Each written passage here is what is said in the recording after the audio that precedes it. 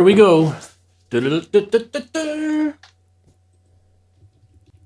Hello, everybody. We are live, according to YouTube anyway. Let me know if you can hear us okay. The old standard check. I might put my other headphones on and see how it sounds at that end. One sec.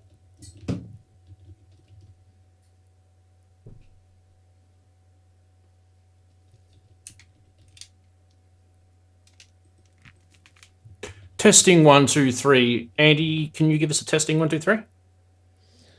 Testing 1, 2, 3. Testing 1, 2, 3. Beautiful. Come in, Houston. Right. We are good.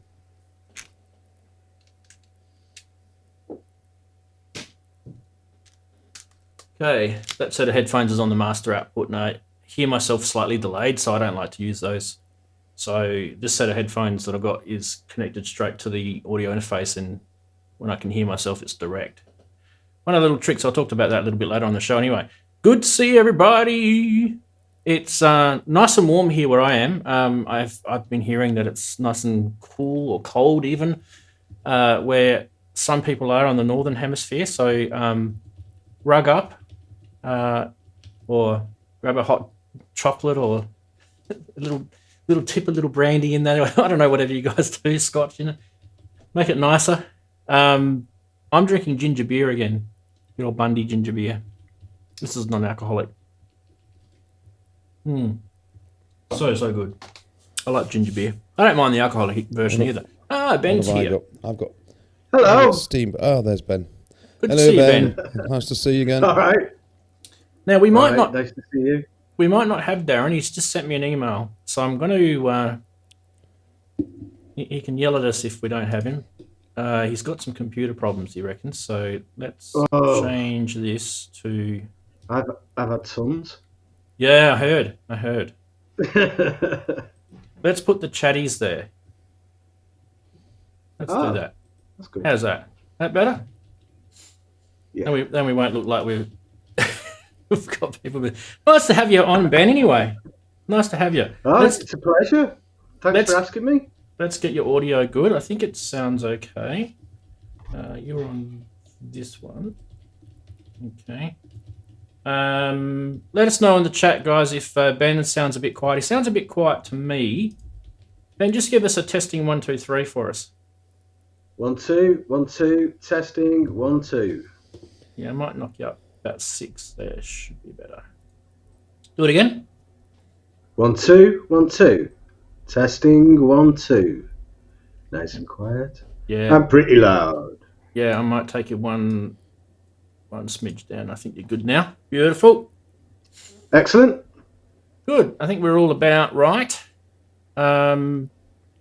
Interesting show today. We're kind of we're going to be talking about the main topic. We're going to be talking about cameras and streaming and setup that way, which is kind of a little bit off kilter for us. But a lot of people have told me that's what they want me to do. So it was the second most requested topic in my poll that I ran a few months or about a month ago or so. But don't worry, we're going to be talking about a whole bunch of other cool things. Now, for those who are new and have just joined, this is the pre-show. So we do troubleshooting with our setup. And the whole reason why we have the pre-show is purely from my early days when I started doing this. We used to have all sorts of technical problems, and we needed the good 15 minutes to sort it all out before we could actually hit the main show. That's why I advertised the main show starting at 2 p.m. UTC time, because that's when the majority of people will come, but all the regulars will come early, which is, I think it's amazing. It's really, really cool to have them all come. I mean, Ben, you'll notice all the familiar names there. You'll notice them all. Oh, stalwarts of music technology. Yeah. See, this is what we call the brains trust. Yeah. Rightio. Okay, now, so about 10 minutes, and we can just muck around for now anyway. Just loosen up and not be so nervous. I'm always nervous. Every no matter how many streams you've done, I'm always nervous. Doesn't matter what. Oh, yeah. I probably don't come across that way, but I am. I'm always nervous. Not at all. Not at all. You don't seem nervous at all. What can I do while we're waiting? Okay, well, it's a little bit off topic. I found that I was doing quite a bit of cleanup in the house during the weekend or today, really. So we got a big skip bin out the front, so you can chuck your household rubbish and stuff in there. And anyway, so going through a whole bunch of stuff, emptying shelves out, and I found this kind of weird sort of catalog thing that I don't know. I just kind of thought I'd share it with you guys. The company that made this is no longer around, so I don't think it's going to be a problem of showing it. Anyway, terrible title for this catalog. Terrible title. But you'll get an idea of just how old this thing is. So we've got CRT screens, and I'll just kind of flick through it. You kind of get an idea with some of the turntables and the mixing gear that you see there, the DJ gear. Look at that, eh? Vestax. There's a name from the past, indeed. Some of the software, and I've got a dying monitor here. I'm going to turn it off. Yeah, just really, really a blast from the past, really. Soundforge Look at this. acid loops. Look at this machine here. Oh, there's that bass thing. What's it called? Which one's that? The bass the thing. one in the top left-hand corner. That synth in the top left-hand corner. I think Federation Ken's got one of BPM those. FX 5-in-1 performance effects. No, isn't that the Dark Planet thing? This thing here. No. The other side. That one there. That. Isn't that a Dark Planet? That's an FX thing. Yeah. Oh, is it? I thought it was something else. That's okay. It's all right. MIDI controllers, software. Oh, Teratech. I used to use one of those. The Teratech EWS64. Yeah. Yeah, God. Crazy. I was a firm supporter of that software for quite a while. I thought hardware rather. I thought for quite a while. I thought it was great. Yeah, because you needed the card, didn't you? Yeah. I remember. I didn't have one though. So Mott, you were there. Yeah, it's good. I had a Micro Express. Unicorn. Yeah. Look at the Boss, the SP202 sample. Yeah, they're still highly rated, them, aren't they? Yeah. And the original voice transformer. Oh yeah, the It's not that old, VT1. is it? Doesn't look too bad. Oh, yeah. So these prices are Australian dollars, by the way. So yeah. What do we got here down the bottom? Wow, 24-bit SEK. Nice. 24.96 digital. It's fairly cheap though. It's cheap. Yeah, it was 10 grand. I think I've just got the Behringer equivalent of that for 30 quid. Anyway, this is a bit of a blast from the past, wasn't it? Look, yeah. MP3s, that would have all been the rage. MP3s, and there's it's some really, really these articles that are in here. They're really quite funny to read. The ones especially at the front. So yeah, that was kind of all the DJ rage. Well, according to this company, anyway.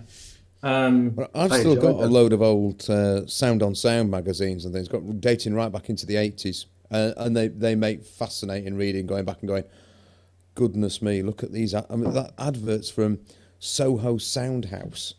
It hadn't. Yeah. It hadn't been called. It became Turnkey, but the Soho Sound House and things like that. It's just when companies are just long gone. You think, oh man, whatever happened, and people get.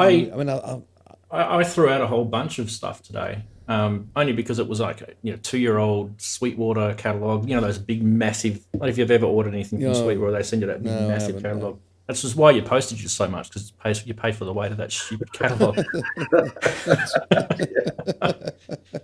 And a few of those things. And I thought to myself, should I hold on to it? But no, it's just like I'm in that mood where I don't want to hoard stuff. It's just for the sake of it. And then here I am, just kind of completely showing something that I've hoarded for the last 20 years. But that wasn't too bad. It's just a really thin thing that was kind of sandwiched between. It was kind of. I had a Roland MC505 user manual, and underneath it was like a what was it? A Pioneer sort of DJ thing that I used to have, and it was just sandwiched in between. When I pulled them apart, I was like, "Oh, what's this?" And then that flopped out. Yeah. So yeah, so I wasn't taking. Have you ever thrown a manual away? I've not. I've still got manuals from things. Never thrown a manual away. No. Oh, I mean, I've thrown Behringer manuals away. There's nothing in them. There's nothing in them. Oh, actually, I have thrown the Roland, the more recent Roland ones. So that those IRA ones and that, they're just like, it's like opening a newspaper on, Completely useless. They're completely useless. So yeah, I've thrown those ones away because they just, I don't even think they'd have value. But no, not the big thick ones. I've still got all the way back to the DX7 in the 80s. Yeah, long time ago. Yep. I've got loads of stuff that I haven't got anymore. I think I've still got a Juno 106 and the Virus TI, even though I don't have those synths anymore. I'll be getting messages now off the people who bought them off me. You were supposed to include them in the sale. Yeah. You never, if you find them later on, you never admit to anyone you found them. You just go, oh, I should have given that to them, shouldn't I? Yeah. Whoops. Yeah, I've got the manuals can be quite collectible. I've got the manual with my Pro 1 that came with the manual, and I've seen that go for silly prices on eBay. 150 quid for a manual, which is like, what? Cool. Yeah, that wouldn't surprise me. That. Yeah. I've had people offer me money for some of the DX7 stuff that I've shown on the show before, and I'm like, nope. Like some of the books I've got, really big, thick. Yeah. Even the original Yamaha one, I've got people who've offered me money for it. And you can get them still. You can just, if you actually rang up Yamaha and said, right, I want the original DX7 manual, they'll send you one. They've probably got like a warehouse full of them somewhere. That place has got amazing stock levels of stuff. I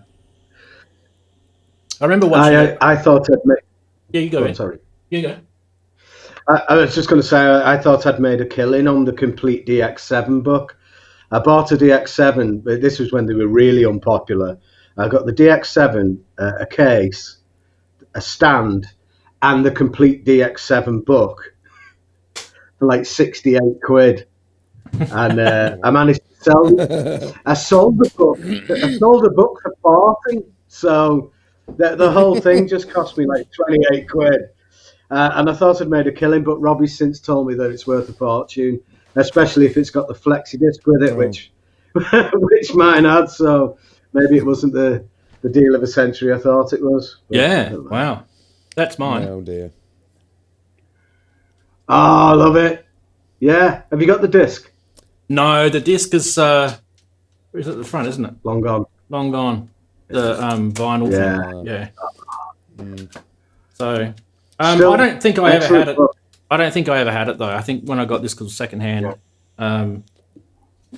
But what's the guy's name again? Howard Massey. Big shout out. Howard's still around. Big shout out to Howard if he's watching. Yeah.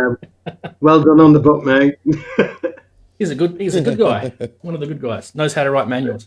We need the complete Op 6 now. All right, gents, I'm going to hit the magic button and we're going to roll the stuff before the start of the show. Here we go.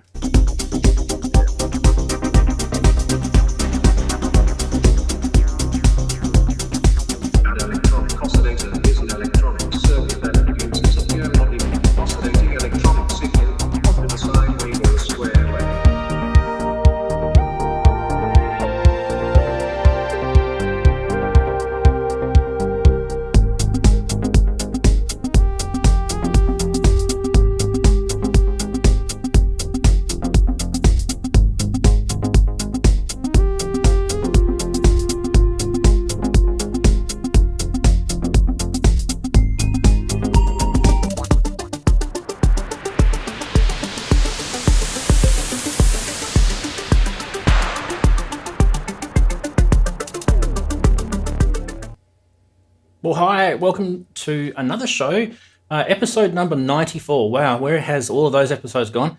It's Saturday. I hope you're enjoying your Saturday, and thank you very, very much for joining us. Today we have a special guest, which I'm going to introduce in just a sec. And also we have a regular, and also we've got you guys, the chatties, as well. So let's start off by saying a big warm welcome to Ben, who's joined us. G'day, Ben, and how's your week been? Oh, it's been great, thank you, and thanks for having me on the show. No, it's our pleasure, our pleasure. So tell us a little bit about yourself. You've got your own band. I know you're on the other stream that's on Sunday, so we see you regularly on that. Tell us a little bit about history, which I've already kind of got an idea of, but just for everyone else. I'll try and keep it short because we tend to go on and on and on, don't we, about this stuff. Basically, been involved in music since I was about 14. I was signed to Jet Records, CBS, when I was 17. Wow. From there, I opened my own recording studio, and then co-formed a band called Electro 80s, which all previously I'd only been involved in original music, but we decided to do a tribute band, just to more to a genre than to a particular band, and we created Electro 80s, which was very popular. But during lockdown, we've kind of gone our separate ways. The singer has kept the name Electro 80s, and the rest of the band, we've got a new name, and we're called Electromantics now, but we're still doing the same kind of thing. No, that's apart from my tribute band activities, I also do a little bit of film scoring.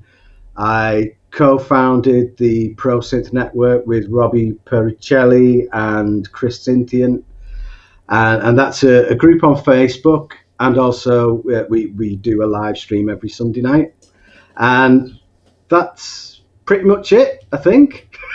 Fantastic. That's me. No, that's really, really good. Like I'll have to give. I've given Pro Synth Network a massive plug quite often, but I think if you're on Facebook and you kind of like to venture across some of the synth groups, I think the Pro Synth Network one is my favorite. But one of a few favorites. There's a few that I don't like, and one of the reasons why I liked yours, Ben, is because it snapped off from all that rubbish that was going on at the time, and I think we've settled in now nicely, and it's a more mature and like less kiddie sort of crappy behavior going on, and I kind of like that. We all sort of seem to get along, and it's really, really good. So hats off to you and Robbie and Chris for running that. You do a good job. Fantastic. Oh, thanks. That's great to hear, because that's exactly what we wanted to do. We wanted to try and get away from the attitudes that tend to be prominent in some of the other groups, and that's what kind of spurred me on to get something else going. And Pro Synth Network, but you don't have to be a pro synthesist in there. Just a keen enthusiast is very welcome. It's like it's a reflection of the gear that you use. So if you're using pro gear, then the Pro Synth Network is kind of the place for you. And if you want to talk about it in a mature and sensible way, without getting ridiculed everything you say, then that is definitely what we're aiming to achieve with the Pro Synth that's awesome. Network. Now we can't not say hello to Andy. Andy's joined us again this week. Big hello to you. Yeah. How's your week been, Andy? Oh, same old at the minute. But yeah, it's ticking over. Oh, here we go. Reaching over. Oh, look. Here it is. My little red box. The middle red box has landed eventually. Oh, there it is. Lovely. It's only been plugged in a couple of times, but fantastic. Initial thoughts? How'd you find it? Well, it sounds just as you'd expect it to sound, which is not surprising, really, is it? So actually, I think it's going to be a lot of fun. Just for that particular flavour as and when you want that particular flavour. And at the price that Digital Village was selling them off for, I thought, sod it, I'm having it. So there we are. Got myself a little red acid box. It'll be the one that's worth next to nothing in a few years' time, because everybody will want the silver or particularly the yellow one. Well, yeah. Well, or the purple one. Who cares? I'm sure. or the lovely see-through purple one. Yeah. Well, I haven't got those. I've got a boring red one. The yellow one seems popular, doesn't it? Everyone seems to be getting the yellow one, don't they? Yeah, absolutely. Yeah. Sorry, it's just fashion victims. That's what. Yeah. I might actually get two of them. like Darren did. I was like that close, like flip of a coin between the purple and the green. So I might actually get myself the 606 clone in the green, the see-through clear green one, because it actually looks really, really nice. Yeah. It's a bit like the Roland Ira. Yeah, everyone hates. A lot of people. I got no problems with those. Yeah. All right. I've never had any problems with those things. I mean, I always thought those Ira things look great. The green does not offend me in any way. No, I'm the same. It's good. I'm the same. But other people think they look awful, which I've never really. Yeah, understood. I don't understand it either. I like green. Green's my favourite colour. Let's say hello to the chatties anyway, because they're here and we can't ignore them. And there's a lot of chatties here, which is awesome as usual. Cool. So as we say every week, big hello to, the first person in the chat room was Andy, but next person after that, who gets really the true Guernsey, is X101. Big hello to you. Then Axel Soft. Kalino's there. Good to see you, mate. Thanks for joining. Finn's there. Azio Head, Wagoo. Apis Lapis, good to see you. Mac is there. Good to see you, buddy. Inky is there too. Good to see you, Lisa. Native VS, all the regular people. It's awesome to have you guys each week. It's really, really, really nice of you guys to join us. Wayne Murray. I'm scrolling as quick as I can. Who have I forgotten? Probably lots of people. Richard Groves. Grey Wolf 2004 RU, which is Ole. He's there. JX3D's there. Mr. Popes is there. Howard Mangram's there. G'day, Howard. Nice to see you, buddy. Sinister Goatfish. That's a great nickname. I like that. That is awesome. Robbie Puricelli, Failed Muso's there. Sergio, good to see you, mate. Good to see you. And Corrosive Abuser is there. Good to see you, buddy. Excuse me. I think I inhaled a lot of dust today. JP Page 2. Who else? I think that's probably about it. If I've forgotten you, just throw your synth at the screen in disgust, because we can't have that, can we? Anyway, let's get moving on to our regular segments. And you probably already know, most of you guys already know that we have regular segments here. But if you're new, you're going to get a little surprise when we go like this.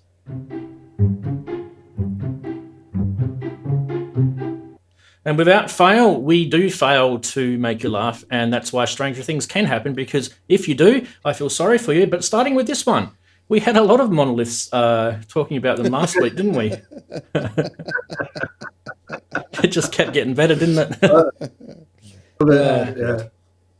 And then, of course, someone wanted to clone one.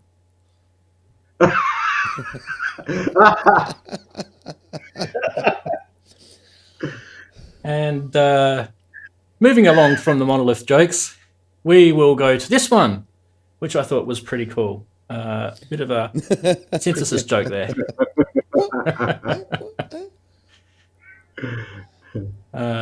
Which noise are we going to be listening to here? And who's been to IKEA lately? This whole studio here is full of IKEA. Who's been to IKEA? What about this one? Yeah, that'll be me soon. That's a great one, isn't it? All right, yeah. So, gentlemen, what was your favourite meme for this week? We breezed through them. I love the Behringer monolith. The Behringer one was class. Straight from the outback of Australia, that one. I'd just like to point out that they're all wrong. They're all wrong because lith is stone.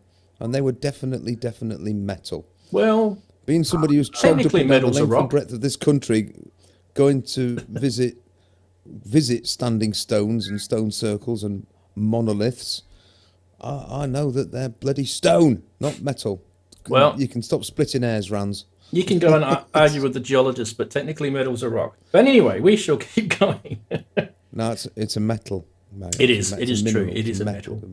So stop it now. We have a big show to get through, so let's keep going. We've got some news. Now, I don't know if you guys have been paying attention, but there's a lot of Eurorack news happening. When all the big synth companies are quiet, Eurorack's out. Big Eurorack noise. I love it. It's fantastic. So the first cab off the rank is, if the button works, here we go. Who's excited about this? The blades from Mutable Instruments, and we'll get a quick reaction. Who wants to put their hand up and have a little chat about this first? All right, we'll go with... No, not that one. That one. Wrong button. Oh. Well, that video, let's be honest, Div Kid makes it sound amazing. Oh, yeah. From beginning to He's a end. professional. I did a bit of skipping, but it just sounded absolutely fantastic. It really did. And when he was playing with the dual filter modes, where he was setting the twin peaks, moving left and right in your speakers. Oh, that was just a bit of magic. Absolutely fantastic sounding module, that. But the man knows what to do with it. I'd probably stare at it for ages, going, what? But it was definitely a good advert for it. That's true. Yes. Yeah, I think Ben does an excellent job at demonstrating these modules. I've got to say that because he's coming round to mine next week. So, but yeah, it's an excellent sounding thing. There was on the video. I did comment on the video because at I think it was 1 minute 4 seconds, there was a bass sound, and it was just awesome. It was like, I really need that sound. And I'm hoping to get some samples off him. Yeah, that's where I said. I think I was just when you were playing it before. We were playing it before. I said, "Whoa, the bottom end on that." It was insane. It's incredible. Will he be able to convince you, Ben, to go modular though? Well, I've been saying this for a while. I've got a tip-top 19-inch rack with absolutely nothing in it. I think it's got me.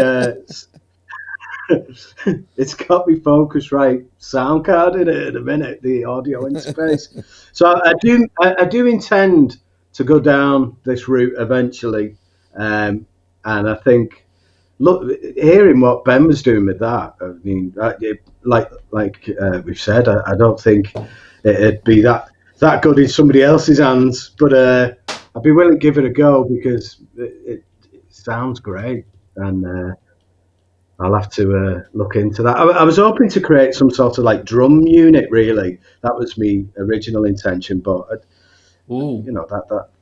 impressive thing.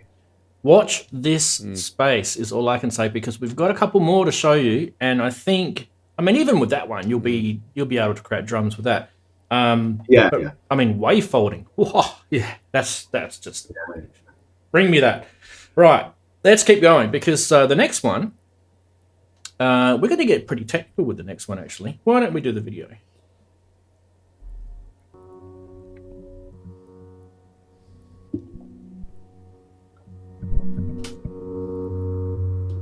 All right, let's do some filter sweeps.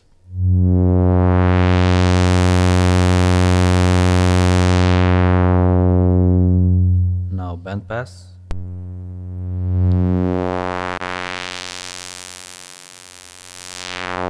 And high pass.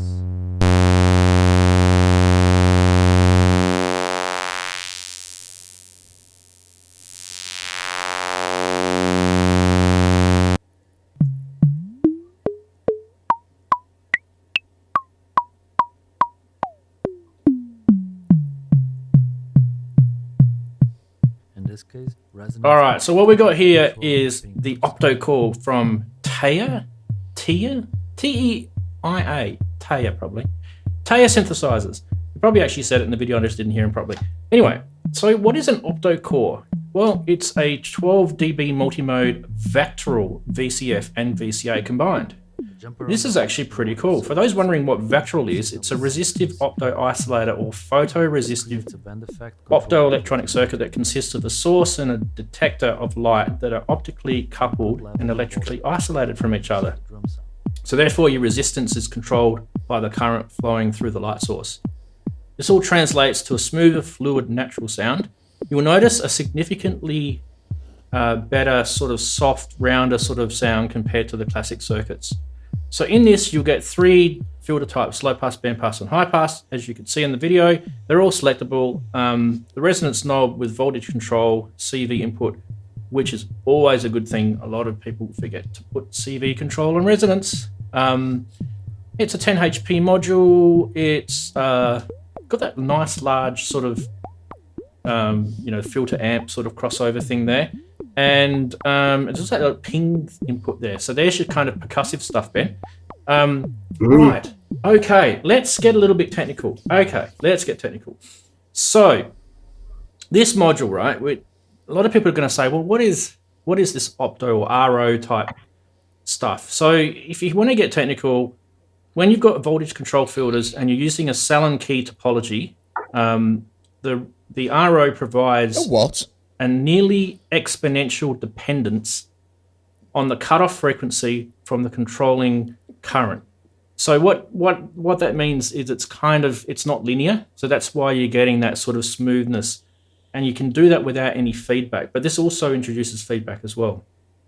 So quite common actually, these type of circuits in Eurorack. So Dopefer do it, Buchla do it, Make Noise do it, a few others do it. These guys are doing it, and you're looking at 220 euros for this module. Gentlemen, what do you think of the opto-core from Taya synthesizers? Well, it was making me do what you've just said. We'll get back to you in a second. I'll go to Ben first. It was making me do filter mouth watching the demo, which is always a good sign. I think I was like this. Just listening to it, so I reckon it's good. Yeah, I'm trying to think of an actual a board synth, as opposed to Eurorack synth that's got and I can't think of one. Someone in the chat might be able to. I do know there's actually a hardware synth out there that's got this in there. But Andy, you were saying you wanted to know what I was talking about. I was just saying it. I was saying it sounded good, but I haven't got a bloody. The technical explanation was amazing. I haven't heard techno babble like that in ages. That really was great. I'm thinking, oh what?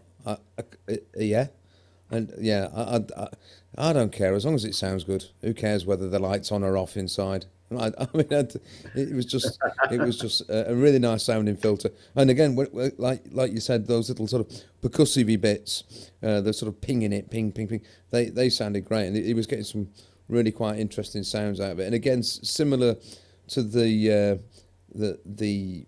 Blades one that we saw, he used 2 to give a sort of a stereo. I mean, obviously, you don't need to get 2 of them to do that, but I thought it sounded good. And obviously, in the design, there's a nod and a wink to the black and gold of Instruo modules. That always, the gold on black always looks good, doesn't it? Always looks nice, doesn't it? Little sort of polished look. Very attractive looking module. Yeah, yeah. A nod to Instruo, a bit of a nod to Erica synths in there as well, with that big black shiny knob on it. So yeah, yeah, I think it's a good module. Yeah, I just wanted to show you what I was talking about with. So this, like I said, the RO stuff's been around. The opto stuff's been around for a long time. In fact, in the early days of synthesis, companies like ARP and Roland and that sort of shied away from it because of it wasn't quite as easy to use. Hang on a sec. Why is that not working? Oh dear. Do we have a crash? There we go. Don't know what's going on there. But anyway, there is the, that sort of logarithmic sort of curve that I was talking about. So the LDR, or the light resistor, the diode, the light diode showing, the the current, and that gives you the vectoral sort of curve. And that fact that it's curved like that is actually good. Now, I don't know why that's not turning off. There we go. Cool. Beautiful. Beautiful. I just thought I'd show you. That was actually a dope for image, so it wasn't actually from the Teo one. So it'd be nice if the Teo ones actually gave out graphs of theirs. Let's keep going because there is another cool one I want to show you, and that is number 3. Now, this is a massively long video, but I thought I'd start with this bit here.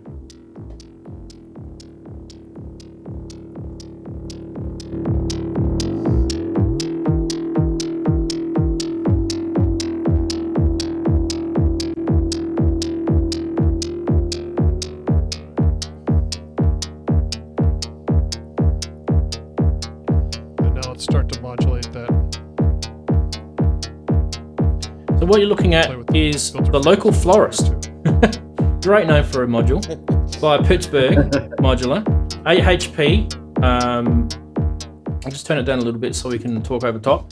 Now, this module uses a bucket brigade delay chip, which obviously we all picked pretty straight up. But the cool thing about it is they're getting us the ability to play with the feedback of the BBD, which is something that we've all wanted to do, right? We wanted to have a little bit more control. Have you ever got those bucket brigade delay guitar pedals and you thought to yourself, wouldn't it be cool if I could just control some of that stuff a bit more? Well, that's where this module is going. And it just really gives you great feedback experiments, highly controllable, crazy variants of flanges, choruses, reverbs, delays, kind of a carpus, maybe, not really though. But anyway, who's going to pay a visit to the local florist, gentlemen? Well, look, it's a very I don't know. It's a very unusual look, isn't it? I don't know whether that's going to put some people off with the flowers on it and that. But it sounds great, doesn't it? It's very interesting tones going on there. I just don't know. I like an industrial look with all my stuff. I'm not sure if I want flowers on it. But it does sound great. Yeah. He did say further down in that video that they were only going to do a limited run of them, and if they do more, they wouldn't be using that design. That they'd probably go back to the standard sort of battleship grey Pittsburgh standard Pittsburgh. Yeah. Well, I mean Pittsburgh. That's more like it. Anyway, did anybody hear Nick Batt's jam on Friday where he had the Pittsburgh Lifeforms SV1 out? If you didn't, go and have a listen because he made that thing sound amazing. The bass sound out of that was stunning. I've always Pittsburgh stuff. In fact, I've sort of in my own head thinking at some point I'd like one of those Lifeforms modules when I get into Eurorack. That just to sit there as a synth voice all of its own. I very much like the idea, and it sounds great. I think this little unit also sounded really interesting. You mentioned Car Plus Strong, where that was obviously the sort of direction it was heading. It was heading, but I don't think it quite got with the resonances. But interesting sounding little boxes. So, really nice. I like the flowers, by the way.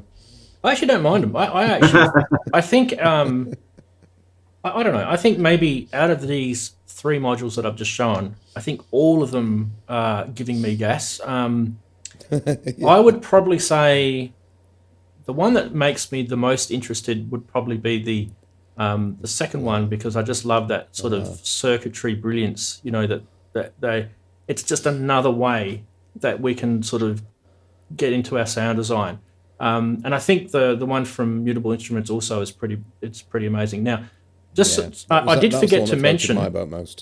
Yeah, I did forget to mention that the Mutable one, which was this one, the Blades, was 359 US, and so I'll just go through the prices again. This one was 220 euros, and this one was 259 US.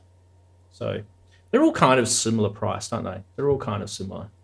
So yeah. Yeah, I think the Blades interest me the most, but that's partly down to Ben's demo of it, because I think I've never really delved into the modular side personally, so I'm just going off what other people can do with it, and that seemed to turn out the sounds that have been more useful to me, you know. But it might be Ben that I might need him programming my sounds as opposed to that particular. Employ Ben. Yeah, but yeah, they're all great. Yeah, Yeah. all sound pretty decent.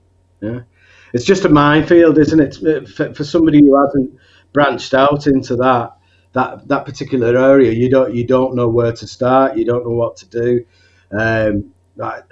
Obviously, I'd probably just create my own mono synth, you know, with the typical signal path of a mono synth. But then when you start looking into all these variants and what's possible, then you could end up like falling down a huge rabbit hole and spending thousands, which is what worries me about the whole thing. Really, I think that's why I haven't started. But yeah, I think the Blade one would possibly be the one that interests me most out of them.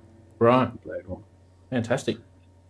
Well, I was playing around with cleaning out boxes and stuff like that, as I mentioned before, and one of the Eurorack boxes by a company called Clavis, and I thought I would show you guys some interesting things that they put inside their Eurorack boxes.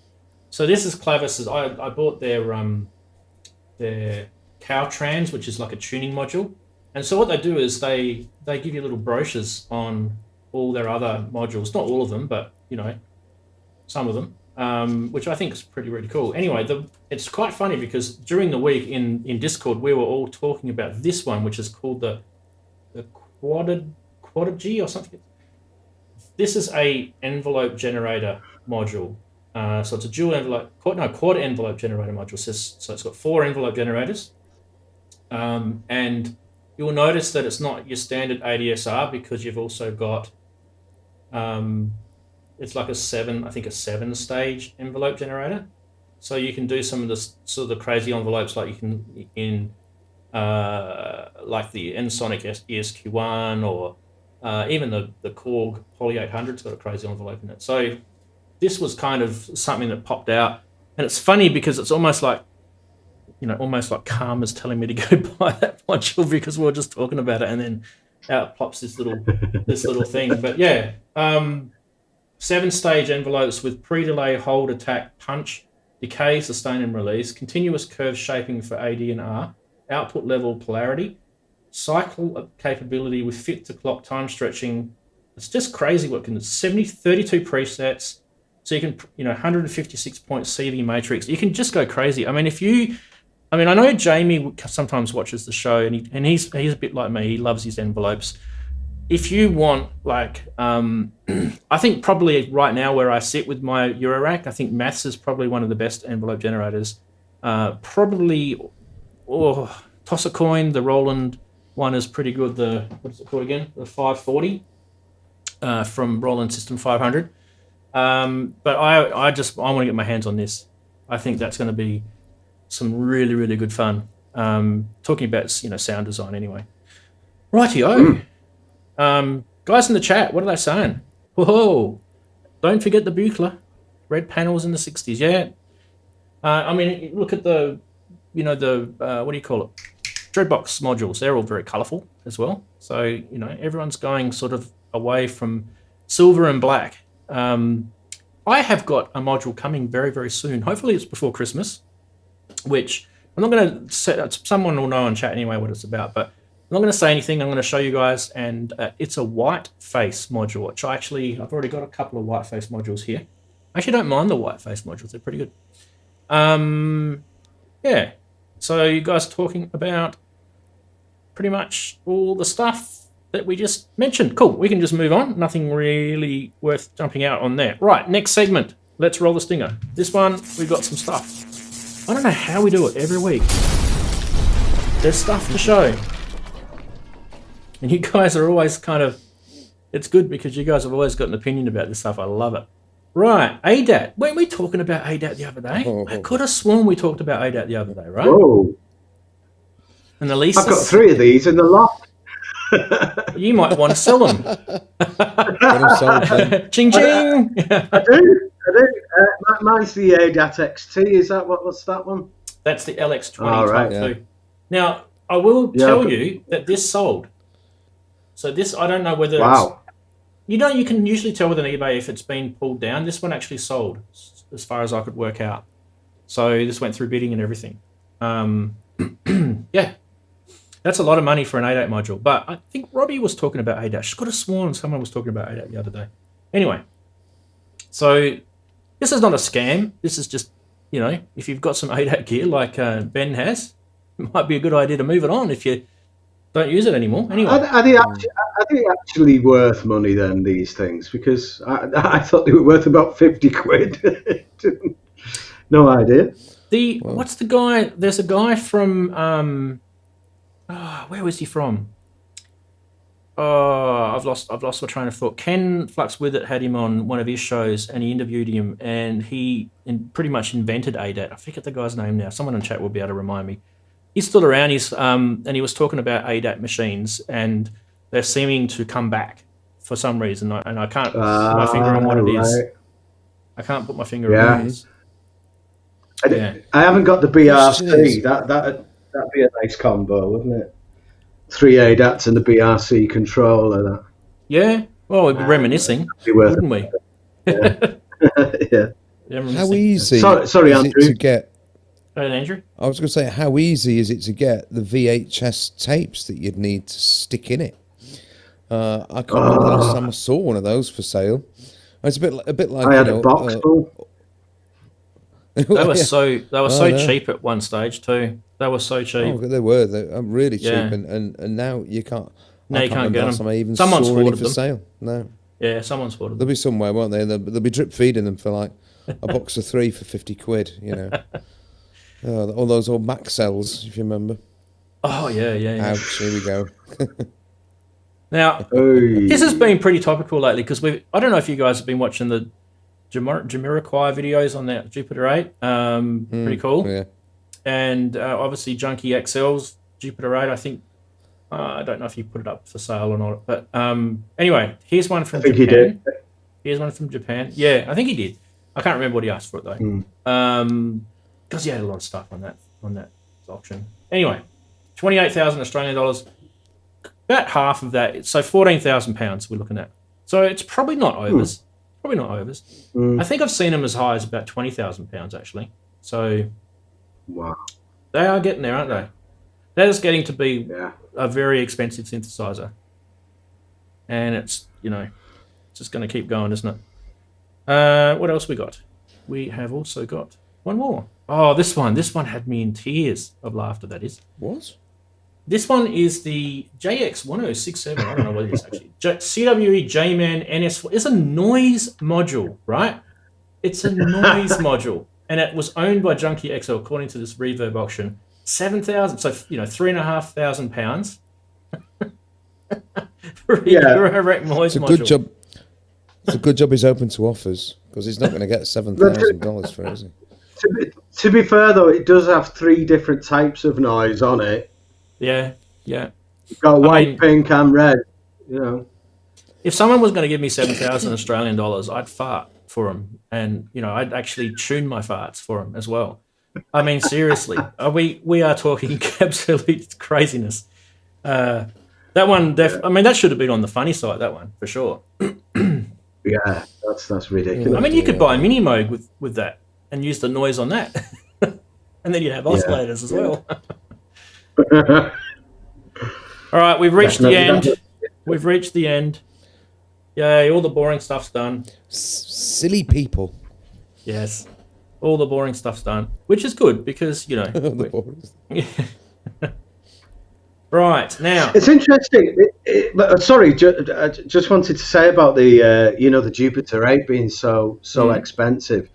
I wonder if the reissue of the Prophet 5 has affected those, the value of the original units in any way, because some people are still going to want that authenticity of the original. I don't think so. But But then with the added connections and the reliability and that, I'm just wondering if Roland did make a absolute replica of the Jupiter 8 with those prices just like, disintegrate really. Would like people be trying to get rid of them for, a couple of grand? Because it's interesting.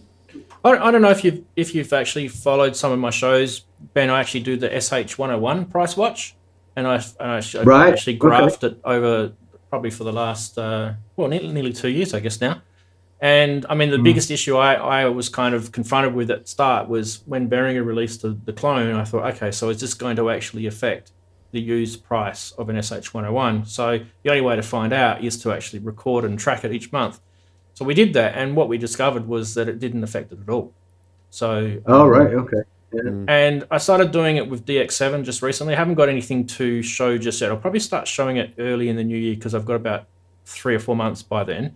It's not really enough to graph if you've only got 2 months now. Yeah. What I have noticed with the DX7 is the prices are going up for DX7s and DX7 2s.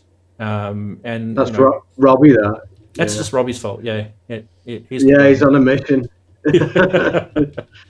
Now, when I say DX7s, I'm not talking about FM synths in general. I'm just talking about DX7s. So there's some specialness with the digital to analog converters and the sound that comes out the back of those. So that's what people are after.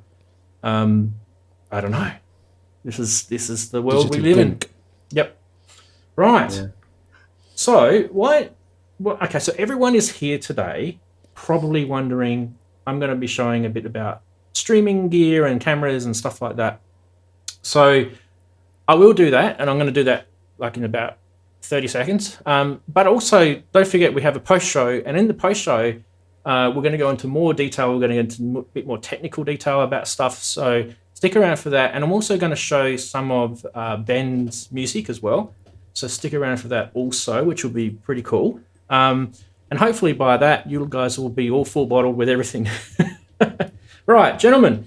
What we're gonna do today is I'm gonna show you kind of as much as I can without getting in my underwear.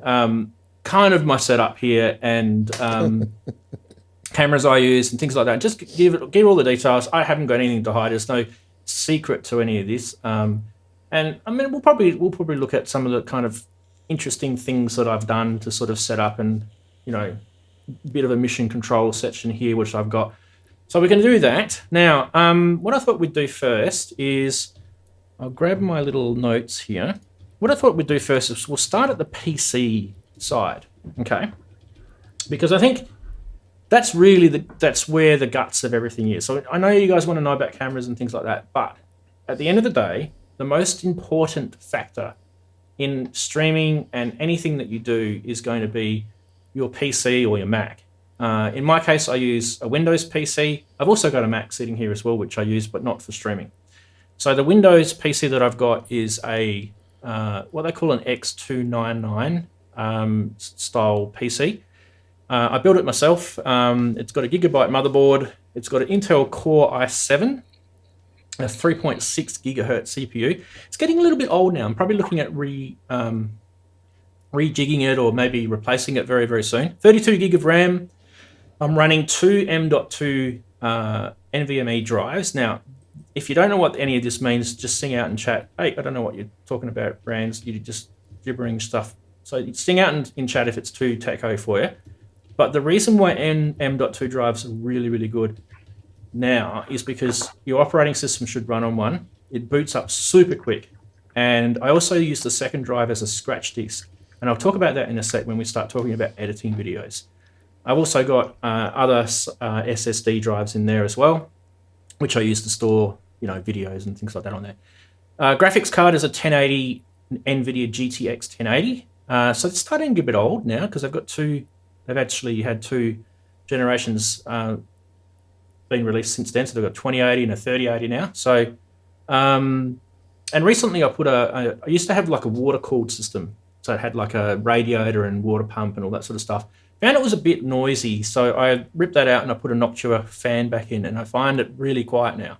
So you guys, if you go back and listen to some streams sort of mid-2019, you'll hear this sound, and that was the water cooler going up and down, up and down. It was really doing my head in. So I got rid of that pretty quick. All right, so that is the PC. Why that is important is because your PC needs to be able to handle quite a few things. And if you're streaming, it's doing codec sort of number crunching. And if you're looking at my show right now, what I've got 2 video callers coming in, and I'm running vMix, which is my streaming software. I'll talk about that in a sec. And then that's crunching it and sending it back out. And I'm looking at my CPU usage right now, and it's sitting at 15%. And my GPU is sitting at about 20%, which is not bad. Now, so why is a GPU important? Because video rendering and streaming can use your GPU instead of your CPU, so you can take some of the duties off of the, it's kind of like sharing the task. And because it's kind of it's a graphical thing, streaming, so it can do it on your GPU. Some GPUs won't do it, and I'm talking about, when I say GPU, I'm talking about graphics cards, right? Okay, so let's get into cameras. Right, the camera that you're looking at right here, this one, this is me. It's nothing important at all. This is literally a webcam that you can buy from any shop. This is a Logitech C299, hang on, where is it? C920. It's probably not even available anymore. So the C920 something is available now. It's a high definition 1080p webcam. I'm thinking about upgrading that to another camera, but maybe down the track. We'll see how we go. Okay, so that's the first camera. So I will show you guys a little tour with the, I'll do a little sort of span around with all the cameras and stuff in a sec. Now this camera that you see here, which I do the top-down shots. So I was showing before when I was showing them the catalogs and stuff. So this shot here, this camera here, hello camera. This is a, I always like camcorders because they work really, really well in different lighting situations without you having to have to bugger around with the settings on it. It literally just does it all automatically. Plus they've got zoom. And a lot of them have, if you're a decent brand one, they've got optical zoom control. So this is a Sony FDR AX33, 4K camcorder.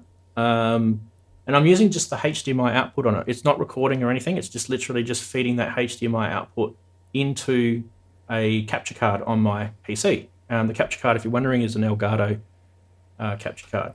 And the cool thing about this camera is that I've got a little remote control that is sitting just here, and I can actually zoom in and zoom out without actually having to touch the camera. And the reason why that's important is because if I touch the camera, this is what happens. See how it wiggles, right? Whereas if I touch the controller, it doesn't wiggle and you get those nice controls. So these are just little things to think about. And the controller obviously is extra, but so that's kind of like the setup that you see just here in front of me. Now I've got 2 lights. They're both LED lights. One that I use to shine down on what you just saw with the catalogs, and I've got another light here which I just bounce off the wall. And the reason why I'm bouncing it off the wall is because the wall diffuses the light. I'm not getting like direct, just piercing light into my eyes. If I was to turn that around, that's what piercing direct light looks like. Bounce it off the wall, it diffuses it. So, I mean, I could turn it up if I want, make it brighter. So they're just little LED lights. I'll show you what they look like in a sec. Okay, so we talked cameras, we've talked, I'll show you some more cameras in a minute. We've talked that sort of stuff. What about microphones and audio? So you guys have probably seen my mic. If you haven't, say good day to Mike. Here he is. He's a good mate of ours. This is a Rode NT1. You guys have probably seen lots of people use these. And I just use, this is actually a Rode, what do they call these things, guys? The telescopic arms, right? You can buy these from the same place you buy the mic. The reason why I like the Rode is they're a pretty decent sort of mic. Now, I will admit, just naturally, if you don't do any treatment to the mic, it will pick up a lot of hiss and noise and stuff like that. the magic with microphones, I've never worked out. I'm actually pretty crap at microphone knowledge. Guys, you might want to help me here, but microphone stuff. I'll show you guys what plugins I run on my input, and we'll go into that when we start looking at vMix itself. But I actually do need noise reduction plugins to get it sounding the way it sounds for you guys. You probably even notice. And even on the audio interface, I've got a bit of treatment going on that input as well, which I can show you guys in a minute as well. Okay, so we're talking mics. What's the mic plugged into? The mic is plugged into a Studio One. Sorry, no, it's not. It's plugged into the Presonus Studio 192. So I nearly said the wrong thing, which is a USB 3 audio interface. Now, Presonus don't make the Studio 192 anymore. They make the newer version of that. It's called the Quantum. They're pretty much exactly the same except for USB-C versus USB 3. A few subtle differences, but really they've got the same sort of sample rate and all that sort of cool stuff. Actually really, really like that audio interface. I actually like a lot of the Presonus gear. I just like their sound out of it. So we're talking before about DX7s, right? There's a sound that comes out the back of the DX7.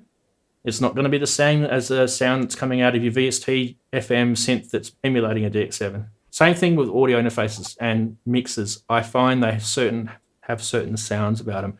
Now, I've had a heap of audio interfaces here. I've had Roland gear. I've had Arturia Audio Fuse. Lots and lots and lots of different. I think even before they had the Scarlett from Focusrite, and I just kind of got to the Presonus probably by accident, and I've just really settled on that sound. So I use it for my recording and everything. So that is that. So I'm just giving you guys just a real sort of quick span overview of just kind of how it all works. Now, the other thing I've got, you probably noticed that I'm switching cameras and I'm going from different scenes and I've got stingers and all that sort of stuff. Most of that is done in vMix, but at the same time, I also have these things called hardware switches. Now let's go across to, in vMix, I'll switch across to a different view. Let me just get the above camera shot going. There. And you can't see it on that one, can you? We have lost cameras, have we? Here we go. That's that one back. That one. I don't know why that camera's gone off. That's a blank screen. Yeah, that one's gone off. You just hear it. There we go. Here we go. Here it comes. We've got that overhead now. This is a GoPro, as you can see. But thanks, GoPro, for your advertising. All right, here we go. Let's turn it on. Okay, let me move this so we can see the actual switcher that I'm using here. So the switcher I'm using is an A10 Mini. Okay? And that switcher is literally just to switch between the, sorry about that. I can switch different cameras. Now I just do that with a hardware switcher. I can also do that with vMix as well, the software, but I've got to have all of those cameras into some sort of capture device, and it's going to get expensive if I've got lots of capture cards, and it'll just run the computer down a bit. So that's why I like the ATEMs, because they take a bit of the taxing duties off of your computer, and they're just a little standalone device. Now I've got another ATEM down here. I'll just show you without my name showing because it's better. You can see this one here. This one's called the ATEM Mini Pro ISO. And the difference between that and the other one, this one records and streams as well. And it also, when it records multicam. So this one's kind of like the bigger brother of the other one. And I'm using that right now to stream. So that's why that is there. All right, so we've talked about switches. What else can I talk about just quickly? I know there's a lot to go through, but I'm doing it just as a quick breeze through just for now. Okay, rigs and things like clamps and what do I hold stuff up with? Yeah. So I'm going to talk about all that sort of more meaty stuff in a sec. What we'll do now is I might do a little sort of a camera sort of movement thing. And we'll go across to my PTZ camera. Now, my PTZ camera is a cool little camera that I bought. You guys don't need these to do live streams or anything. This is just me just being geeky, and I love this kind of sort of technology. But I can control this camera by just a remote control. And you can see there's a remote control there. All right, and there's my screen. And we can go up, and then you can see the lights. Okay, I can zoom in a bit. So you can see if I zoom in, you can see I was talking before about the Sony. Oops, sorry, it's not picking it up. There we go. I bounced it off the wall. So there's the Sony overhead camera that I use, and you can see the aluminium square piping that it's clamped on. So we're talking about rigging. That's what rigging is. So the camera itself is on a Manfrotto clamp, and even the light, you can see the light here. That's also on one of those Manfrotto clamps. They're quite expensive Manfrotto rigging gear, but they are solid as. That's that little remote control I was telling you guys about. Let's clamp it there, or just somewhere nearby anyway.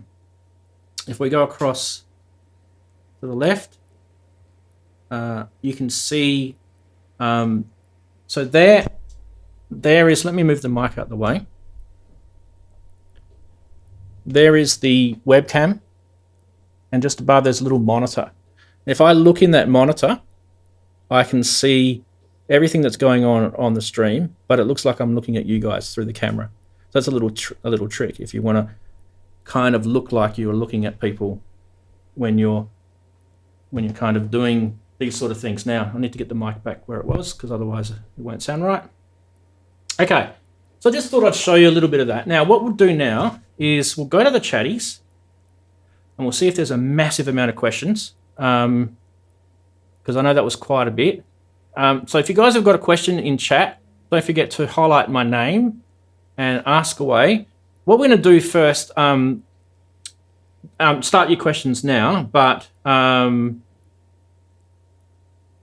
what we're going to do now is I'm going to show you the vMix as I'm streaming right now. So we're going to actually show you the whole interface, everything that I use just to do this show, which I think you guys will love.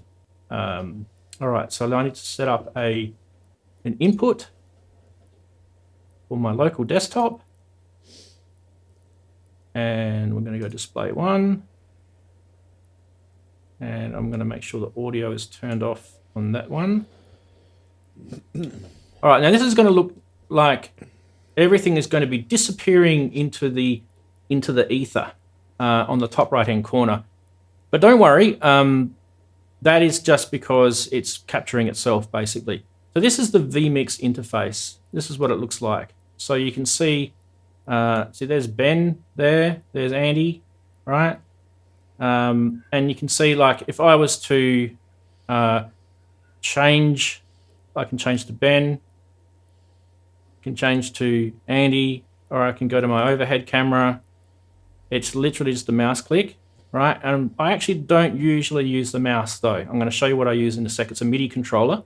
I've shown it before on the show, but you guys will see it. But you can see here I've got all my cameras set up. So I've got my my Blackmagic A10 Mini, and this camera that I was showing, there's the back of my head. In fact, the good thing about PTZ cameras is you can set memories. So you can go like this with the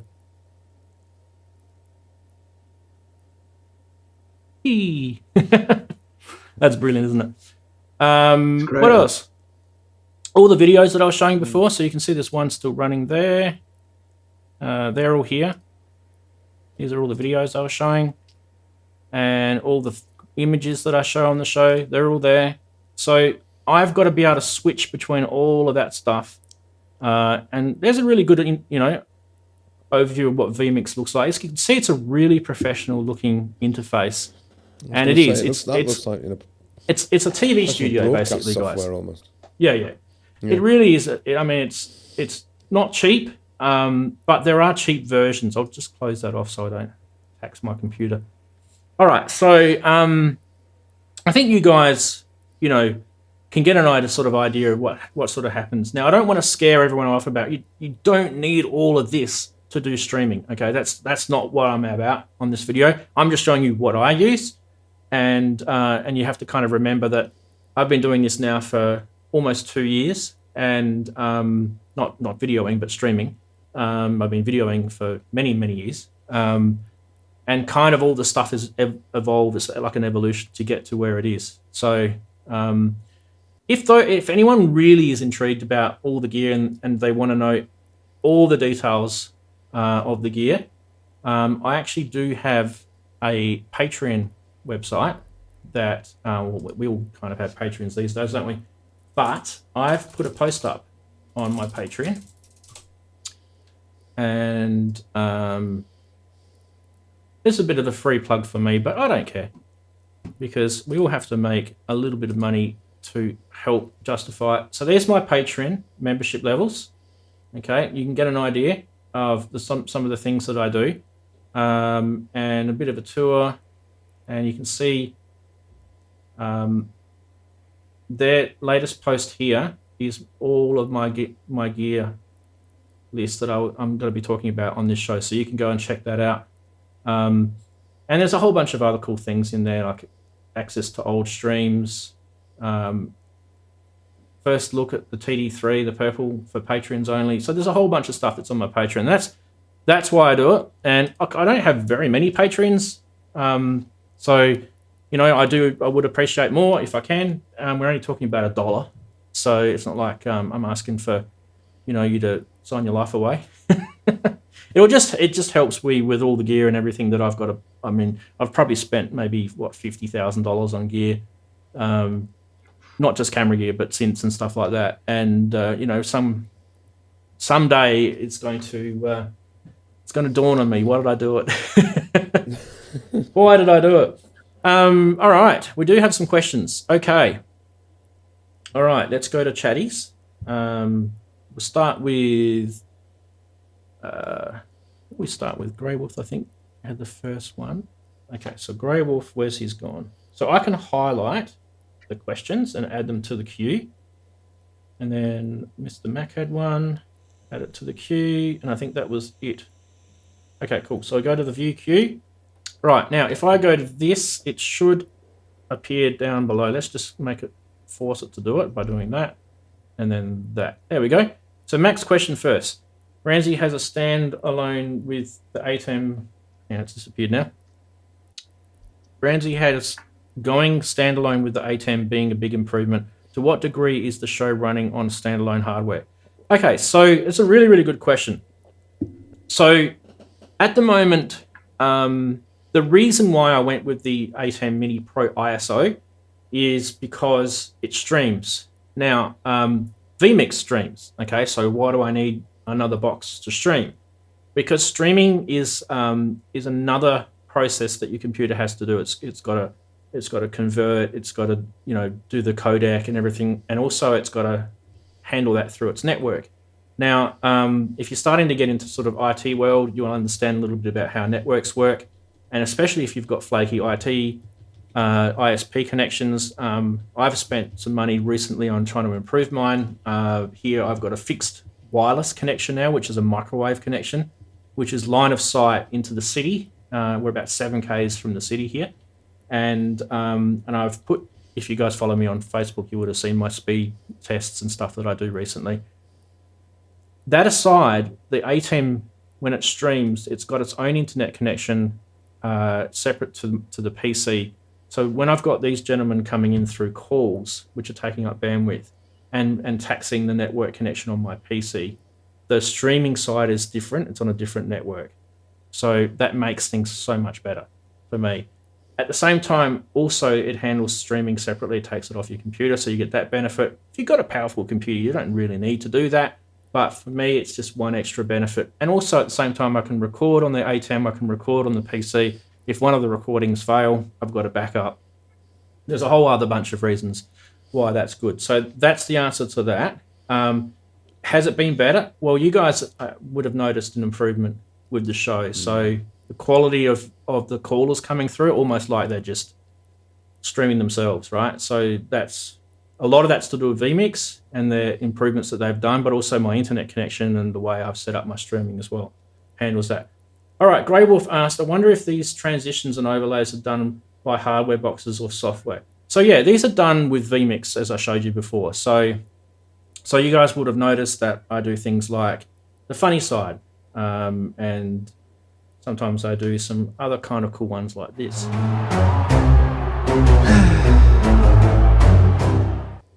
And they're just literally a button that I've got set up in vMix that you've got to program it. You've got to go in and configure and what it does. And then after it's finished playing, it's got to go to a different scene. And there's it's setting up that you've got to do. But the other thing too, I mentioned before when I was using vMix is I could use the mouse to do it, but I also much prefer to use a MIDI controller. And you can see my MIDI controller there that runs the whole show. You can see how it's all different colored. That's all programming in vMix, and it's called attributes, I think, and shortcuts. So there's two sections. So the button press doing one thing and the coloring of the controller is the second thing. It's a bit of a pain in the ass. You only have to do it once, and once you save it, it comes back every single time without fail. So vMix is pretty rock solid. You can go and buy third-party like X Keys, those sort of video world type controllers that work with vMix. So you can do that if you want to. I want to go back. Have I lost my...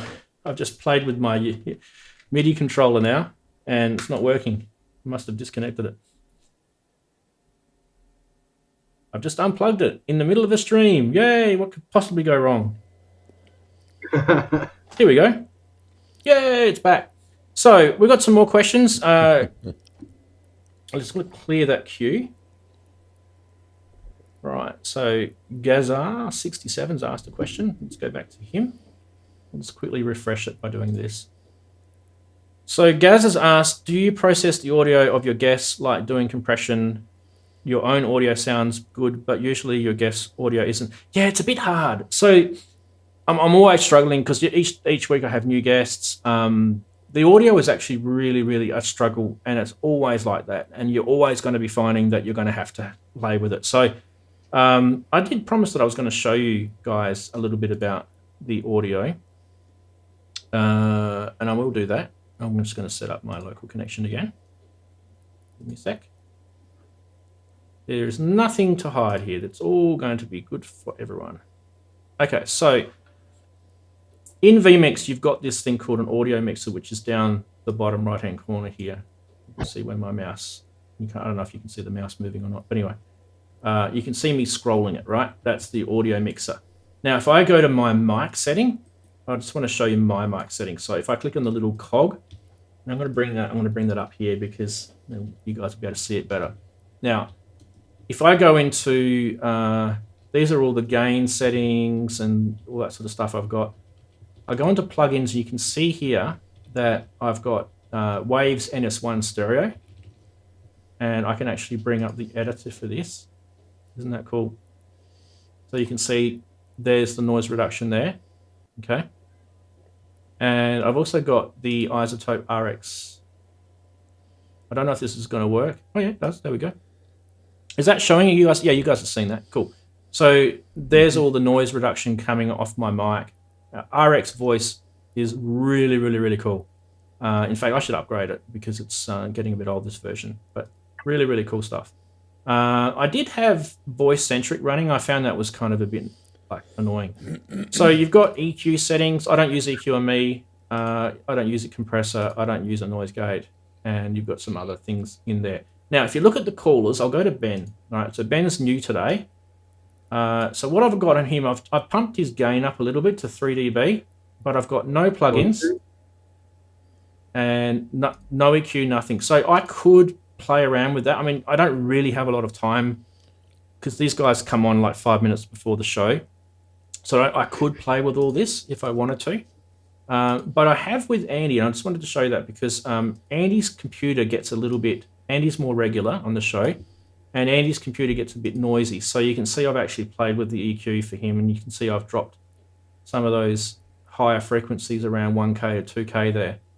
Now, if I was to disable the EQ, you can hear Andy's computer.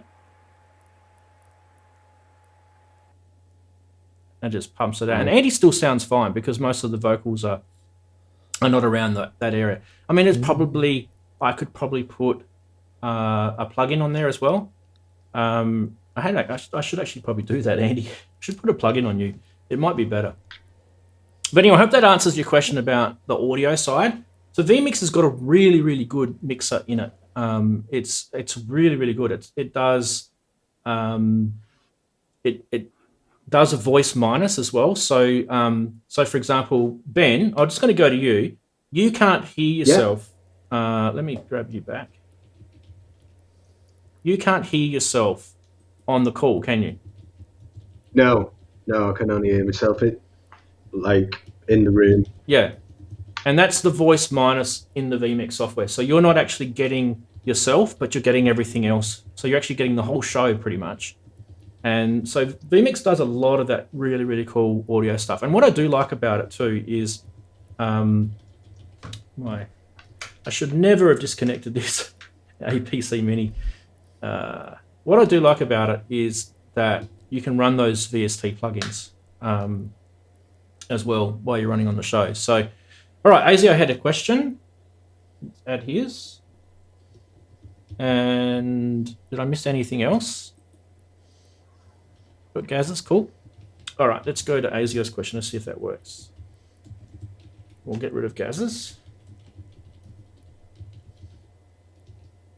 Let's refresh that again. Come on, wakey. I'll just say it anyway. So his question was, do you have a dedicated GPU or hardware decoder encoder card? Is that a thing? No, I've just got a decent graphics card, and I will. If I can't say this any louder and clearer to you guys, this is the most important thing when it comes to video editing, streaming, anything to do with videos. You've got to have a good graphics card. Right now, I'm not talking about getting yourself a 3080, the latest, TI. We're not talking about SheepStation type real big end graphics cards. I mean, I've got a 1080. They're relatively cheap now, and unless you're playing games that do ray trace rendering and things like that, you don't really need the 2080 or 3080 yet. But if you got yourself the latest NVIDIA graphics card is a 30 series, so if you got yourself a 3060, you would be really, really in a good place with all of this stuff. And it's going to help you with when you're doing your video rendering, when you're using editing software. So whether you're using Adobe Premiere or you're using DaVinci Resolve or anything else, and a lot of them can be CPU based. So what you want to do is you want to see if you can try and get yourself some video editing software that uses the GPU, because it really makes rendering so much faster. You'll be absolutely amazed if you ever get to see that. So Grey Wolf's asked a question. Let me see if I can get that one up. Boom. And we'll go to here. So he's asked, I don't know why it's not showing yet, but anyway, he's asked, so if I got it right, could you do all the same thing with just vMix, but you have to plug in all your cameras directly into PC? Yeah. So, I mean, if I had... technically I could run the show just with 2 cameras. I don't really need all the other stuff behind me, but I like to show, as you guys know, all the other stuff anyway. So yeah, you could literally just have like 2 or 3 capture cards plugged into your computer. You can get multiple port capture cards as well.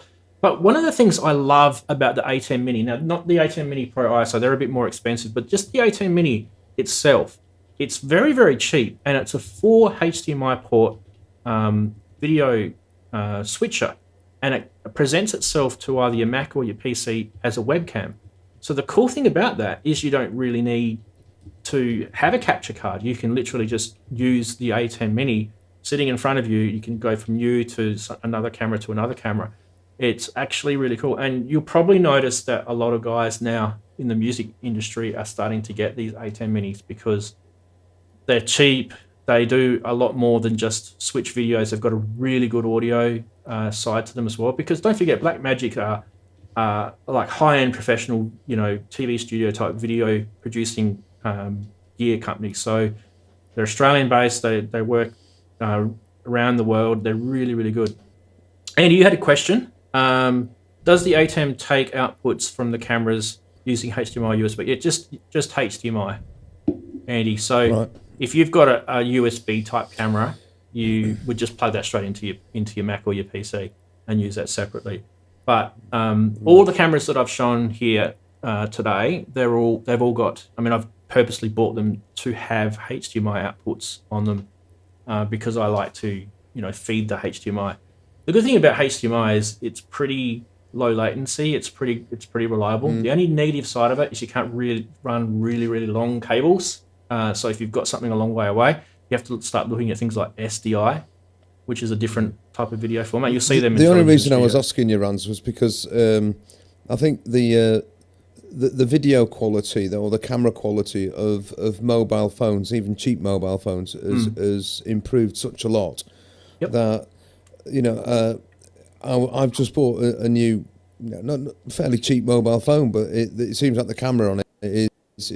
So I was wondering, I might even think about getting a couple of those just to use them as different cameras and position them in different places. But obviously, the output of a mobile phone is USB. It's not HDMI. Yeah. I still think I might get myself a decent camcorder. Like you've already hinted that they're worth getting because they behave themselves, I suppose. It was just a question because I was thinking, well, if I have 2 or 3 of these things, am I going to just have to plug them into a USB a hub thing and then into the computer, or do I record on the phone? Well, you've got that. It's a new world. You've got all those. I mean, for example, with the latest phones, okay, you can get a converter that will plug into the back of your phone and convert to a HDMI cable. Yeah, actually, Natives just said that in the chat. So I did not know that. I mean, but that's depends really good. Depends on the phone, but most of them will do it. Now, here's an example of another camera that I've got. Right, so this is a fairly common one that a lot of YouTubers use. This is a Canon 80D and a standard sort of 50mm lens. I use this for all the sort of depth of field type shots that you see in my videos. I don't use the Rode mic at all. I just don't like the sound of it. I can't use that as I couldn't put that up here and use that as my face cam because it just doesn't have the built-in firmware to handle. It doesn't behave like a webcam. The HDMI output on it has got all crap all over the screen, like all the writing and stuff that the camera has. Oh, really? Wow. So you can't turn it all off. And if you do manage to turn most of it off, you lose features like autofocus and stuff like that. So these are just no good for that sort of job. They're perfect for taking photos and they're perfect for doing, your own video with the SD card recording internally and all that sort of stuff. So if you want to look at like a DSLR sort of style camera, the Sonys and the Panasonics are probably the ones that I would pick at the moment, and get yourself a decent lens. If you can get a Sigma or the, sometimes the actual lens that the manufacturer makes are a little bit more expensive than Sigmas, but Sigmas are pretty good. And go for something that's got a fairly decent range on it, sort of like, anything from about 10mm to 30mm is good, because you're usually going to be not far away from them, so you don't want them to be like a big lens, like a 60 or a 50mm, because you have to be quite a long way away before you get something decent. So there's that side of it. Right, I think we'll have a little break from that stuff for a bit because it's getting really technical. I'm sure everyone's got some questions anyway. Keep them coming in. I'll keep an eye on the queue for the chatties. A bit later, we'll probably come back and I'll show you a little bit more stuff, like recording. What else can I show you? Just kind of a little bit more in-depth stuff that we kind of glossed over this stuff already. But I desperately want to now take you and show you a little bit about Ben's stuff because, he's a special guest on the show. Now, Ben, hopefully this button works to get you up. Yes, beautiful, cool, it's working now. What should we do? Should we show some of those videos that you mentioned before? Yeah, feel free. Yeah, that'd be great. Okay. Yeah. So now you had a bit of a past with. Did you say Visage? Visage. Sorry, I never knew how to pronounce it. It's okay. It's all right. Yeah. Through Electro 80s, I ended up working with Steve Strange, and eventually Visage, which basically Steve did some gigs as like a dual headlining thing, and as time went on, he liked working with us, so we kind of became his live backing band, and that was great. But as part of that, I worked on some tracks for Steve in the studio, and when Steve unfortunately passed away, I did a version of one of the more recent Visage tracks, a kind of tribute to him, with Dreamer I Know. Should we check that out? One of the yeah, please. Awesome, because I had a bit of a watch of this and I thought it was really good. Let's get that working.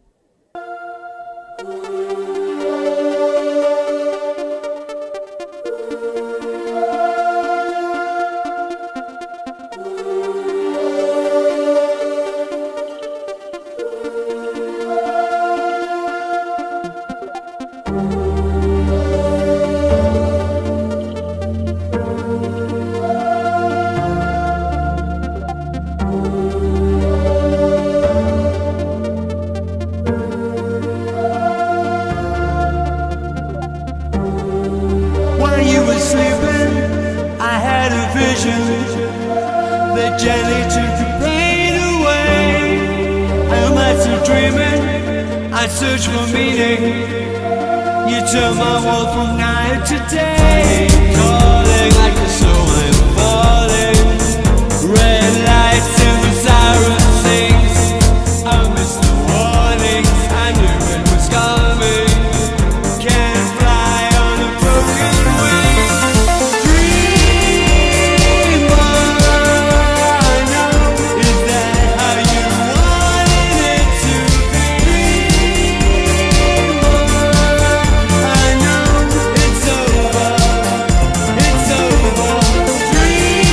All right, that was clipping a bit. I don't know why that was. Yeah, that's all right. It might be just my end has probably got it too hot. Turn that down a bit. All right, that was beautiful. I've never heard that before. That was I've not heard that. That was great. That is really, so really good. good. I've not listened to any recent or more later Visage stuff. Well, yeah, Ben, that sounded fantastic. Great stuff. The Hearts and Knives album was like sort of Steve's comeback, and there's some really great people who worked on that. Neil from Simple Minds. Oh wow! Loads of others, and it was like a real return to form, because like Steve was always he was always like the visual side of the band, you know, like in the early days it was all Midge Ure and Billy Curry that was Billy Curry. Yeah. Formula was putting the music together, and Steve kind of fronted it. And I know that like he wasn't like held in that high regard as a musician, but he was brilliant to front the band. And I think like with the Hearts and Knives album, he came back and kind of had a bit of a point to prove. It's a great album. It's really got that Visage sound, which as he didn't have that much involvement in the music side of things. I think it's a great achievement, you know. Originally he didn't have that much involvement. Later in Hearts and Knives he kind of stepped up to the plate, and I think he led the band very well. It's a great album. Yeah, and it was a privilege to have worked with him. Yeah. Well, it's more than great, Ben. I mean, I know you probably don't want to sell it so much, but we think we highly rate it. Definitely. Cheers. We're gonna check out the next thing. This is a short horror film, Fear Crypt, and this is called Delicious. Do you want to check that one out now? Yeah. Okay. I'm gonna run 2 mice so I can get this thing.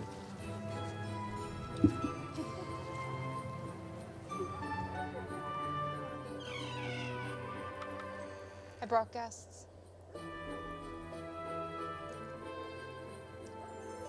What? Has it gone too quiet now, has it?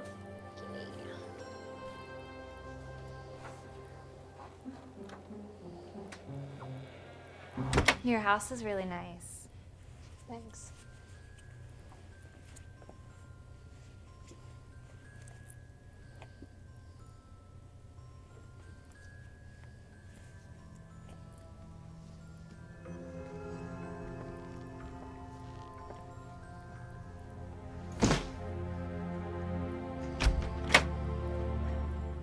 So Ben, talk us through this. This is a soundtrack, right? Yeah. It's the second film that This is I my did brother, David. Come on. for Fear You Crypt. won't bite.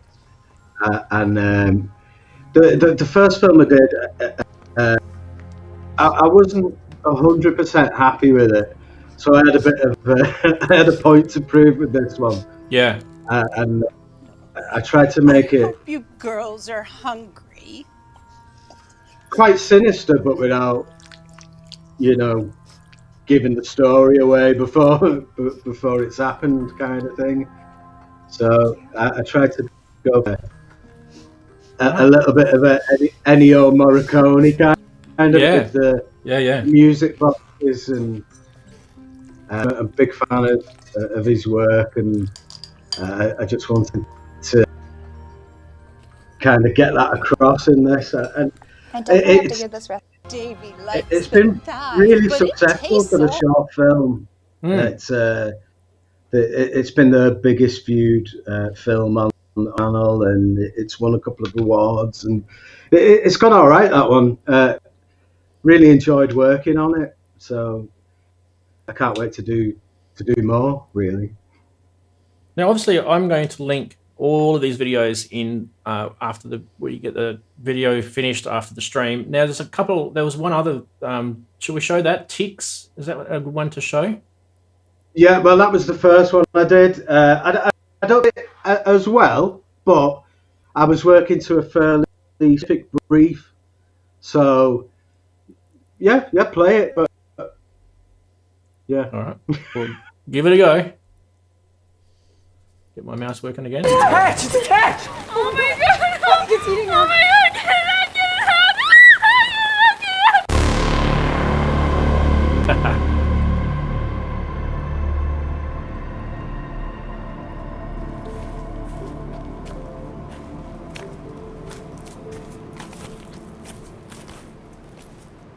What are you doing? I'm trying to get a bar so that I can update my status. Will you leave me alone? I was Did you this get close. anything good? Did you get a bar yet? No. We're going. Louis, come on. Don't call me Louis.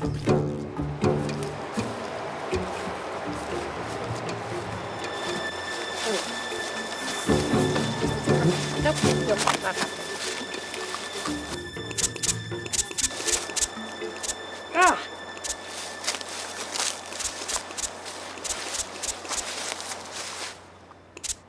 Would you stop? Do you want to kill all the wildlife around here?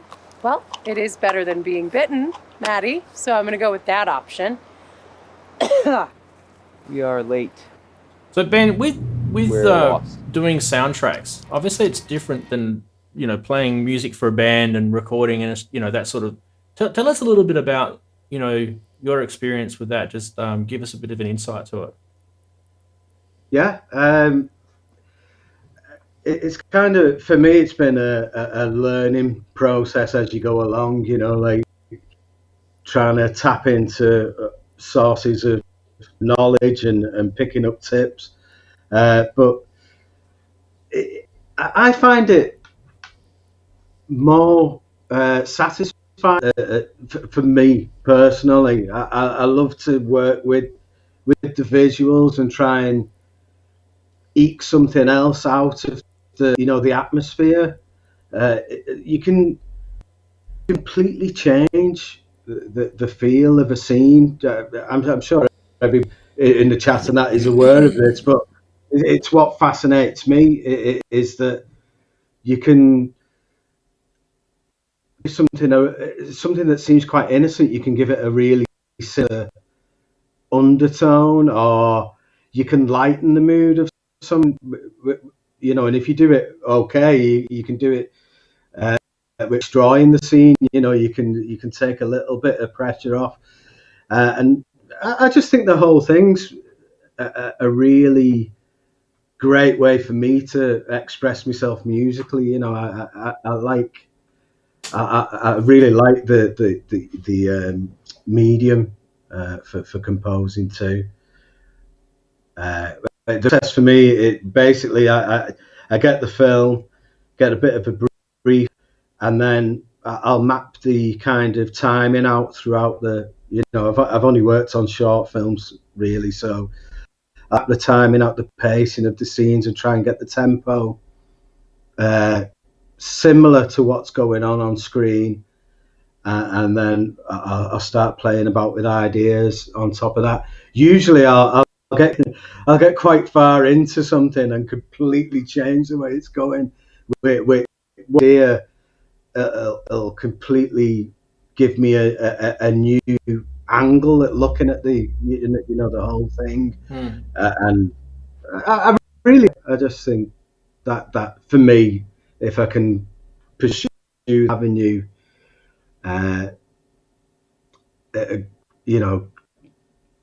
more, then that would be the route I'd like to go down eventually, especially with me, no longer being a spring chicken. I think it's quite acceptable to be in your 50s and turning out movie work. I don't think I'd look that great on the cover of some like teen magazine. Being in a pop band, like, so we can be the faceless men, can't we? Then I think we're quite comfortable with that, being the faceless men. No, that's awesome. I think definitely talented. I honestly feel that you should. If you've ever wondered, I think that's your calling. I really do. I mean, obviously having that music background, with that sort of synthwave background as well, that really you can kind of feel that. Any movie that I watch now that has a real kind of synth presence, I don't know, I just immediately love it. It becomes almost like a classic for me. I mean, obviously, some of the more recent ones like Stranger Things, things like that, where there was a real big synth element in it.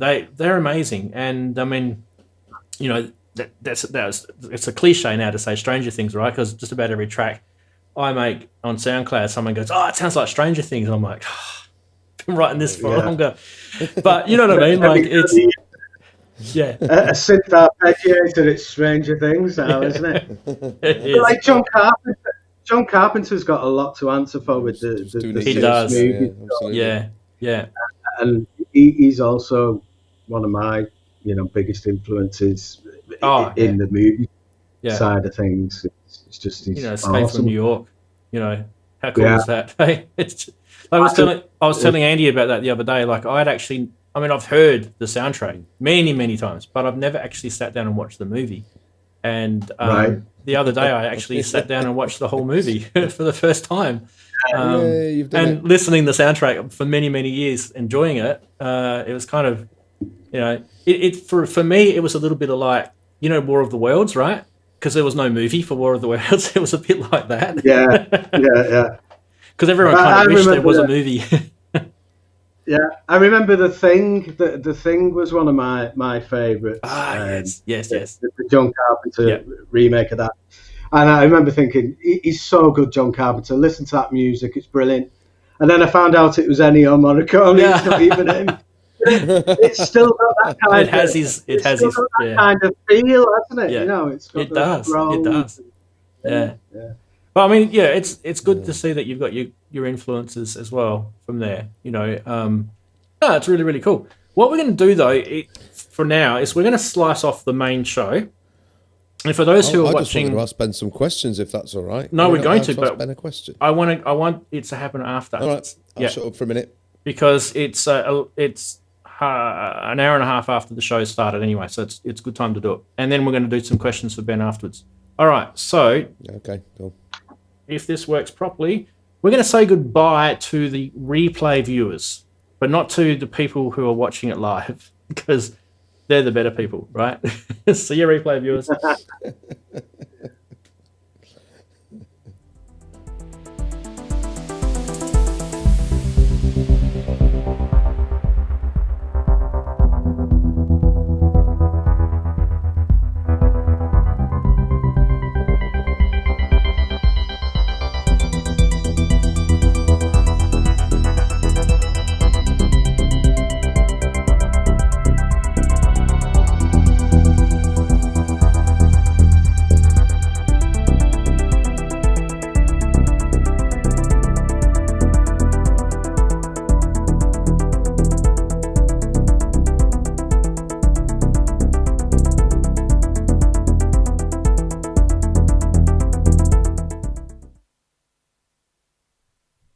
And we're back, Oh, as promised. I love that stinger. I love that stinger. Thanks, mate. I just love your music on that, Rans. It's great. I still it's don't great. get copyright stings for ripping off Love on a Real Train, but it's still great. Even though you say you didn't even know it. Well, I didn't at the time. I mean, obviously, I would have seen Risky Business back in the day, right? So I think everyone would have seen Risky Business back in the day, right? But that's coming out. What's that? You can already listen to that on Spotify, but the album's coming out in about a week's time. For me, it's been a labour of love this year, that album, let me tell you. Just trying to squeeze one more track out. It was the worst decision I ever made. I should have just let it go before that other track needed to go on there. It was, why did I do that? All right, let's have some questions for Ben, please, Mr. and Mrs. Chatties. So we don't have any questions there. That one's just sitting in there, needs to be cleared out, so don't worry about that one. Any questions for Ben? Please make sure you mention my name, not Ben's name, because it will highlight it for me. As you can see, my name is highlighted. You can see that, right, in yellow. That way I can see your questions. So please send through your questions, and as soon as they pop up, I will forward them on to Ben, and I'm sure you'd love to answer them. Let's send him a curly question, shall we? Make him as curly as possible. Fantastic. Right. I'll ask a curly question then. I got a curly question because I know that when you invited me onto the ProSynth network a month or so ago, your studio was only just being put back together. You'd only got a couple of bits and bobs set up. But now it looks like the job's basically complete. I want to ask you what kind of a state your back and your knees are in after having done all of that. It was hard work. I've only moved from one room of the house to another, but I don't want to move again. I really don't. Yeah, got a lot of wiring. I mean. Did you draw wiring charts and MIDI connection charts and all these other sort of things that you have to do to work it? I mean, obviously my setup in here is miles smaller than yours, but before I could even begin to set this up, I had to sort of I made a sort of spreadsheet of all the MIDI ins and outs and the audio routings and this, that, and the other, because it had got to the stage where my own head couldn't contain it all. I had to put it somewhere else, and the only place I could think of doing it was on a spreadsheet. Not that I know how to use spreadsheets, but I could understand the boxes and making connections between boxes. So I just wondered if you'd gone through that sort of process too, particularly with MIDI routing, because MIDI's a ball ache. It's great, but it's a ball ache trying to get everything to go where you want it to. I think I'm like kind of I must be like some form of autistic or something, because I really like click with all the wiring side of things. It's like that easy to me, but other things like remembering to get dressed and stuff aren't. It's like I'm just like useless at normal life, but like wiring things I'm really good at. I don't know. And the only part that I got a bit confused in all this was the patch bays. I've got I think I've got 3 patches that like go to all the inputs of the samplers. So basically I can route anything through, I get confused here, that mixer over there, it's got like multiple outputs on it that go to the patches, and then all the inputs of the samplers go to, so I can just quickly patch in from anything to a sampler and grab that sound and use it somewhere else. But that was the only bit where I got used, really. I know what you're saying. It's I could quite easily get in a mess with other aspects of the studio, but wiring is something that comes naturally to me. I don't know why. It just stays in there. You're very lucky then, Ben. I used to teach music technology at like at university level, and that was one of the things that we used to do regular, was strip down the studio and rewire it, and then do like a diagram of where everything went, explaining it. So maybe that's where it's got like permanently burnt into my brain. You know. Yeah. I don't know. Yeah. It's funny that you guys all watch Ben on the ProSynth show. I'm sure you guys have got questions for Ben because I watched the ProSynth show and I haven't seen people do many questions for Ben yet. So we're gonna milk these questions. All right, we do have a couple. People just presume that I can't answer them, so they don't bother. So you can. We've proved it right. So Axel Softs asks, do you know Brian Comu? I don't know how you pronounce that, but anyway.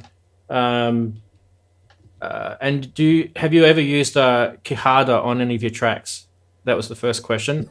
Oh, bloody hell. And was that from Wagyu by any chance? No, that was from Axel Soft. Yeah. All right. Okay, he's got two questions. So we'll start with that one. Do you know Brian, and have you ever used a Quijada? So we'll start with that one. I'm not answer this question. I'm afraid this is why nobody's asking anything. I don't know. I don't know Brian, and I've got no clue what you're on about with that other thing. So the other thing is a donkey's jaw, if you're wondering. Ah, right. No, I haven't used one of them.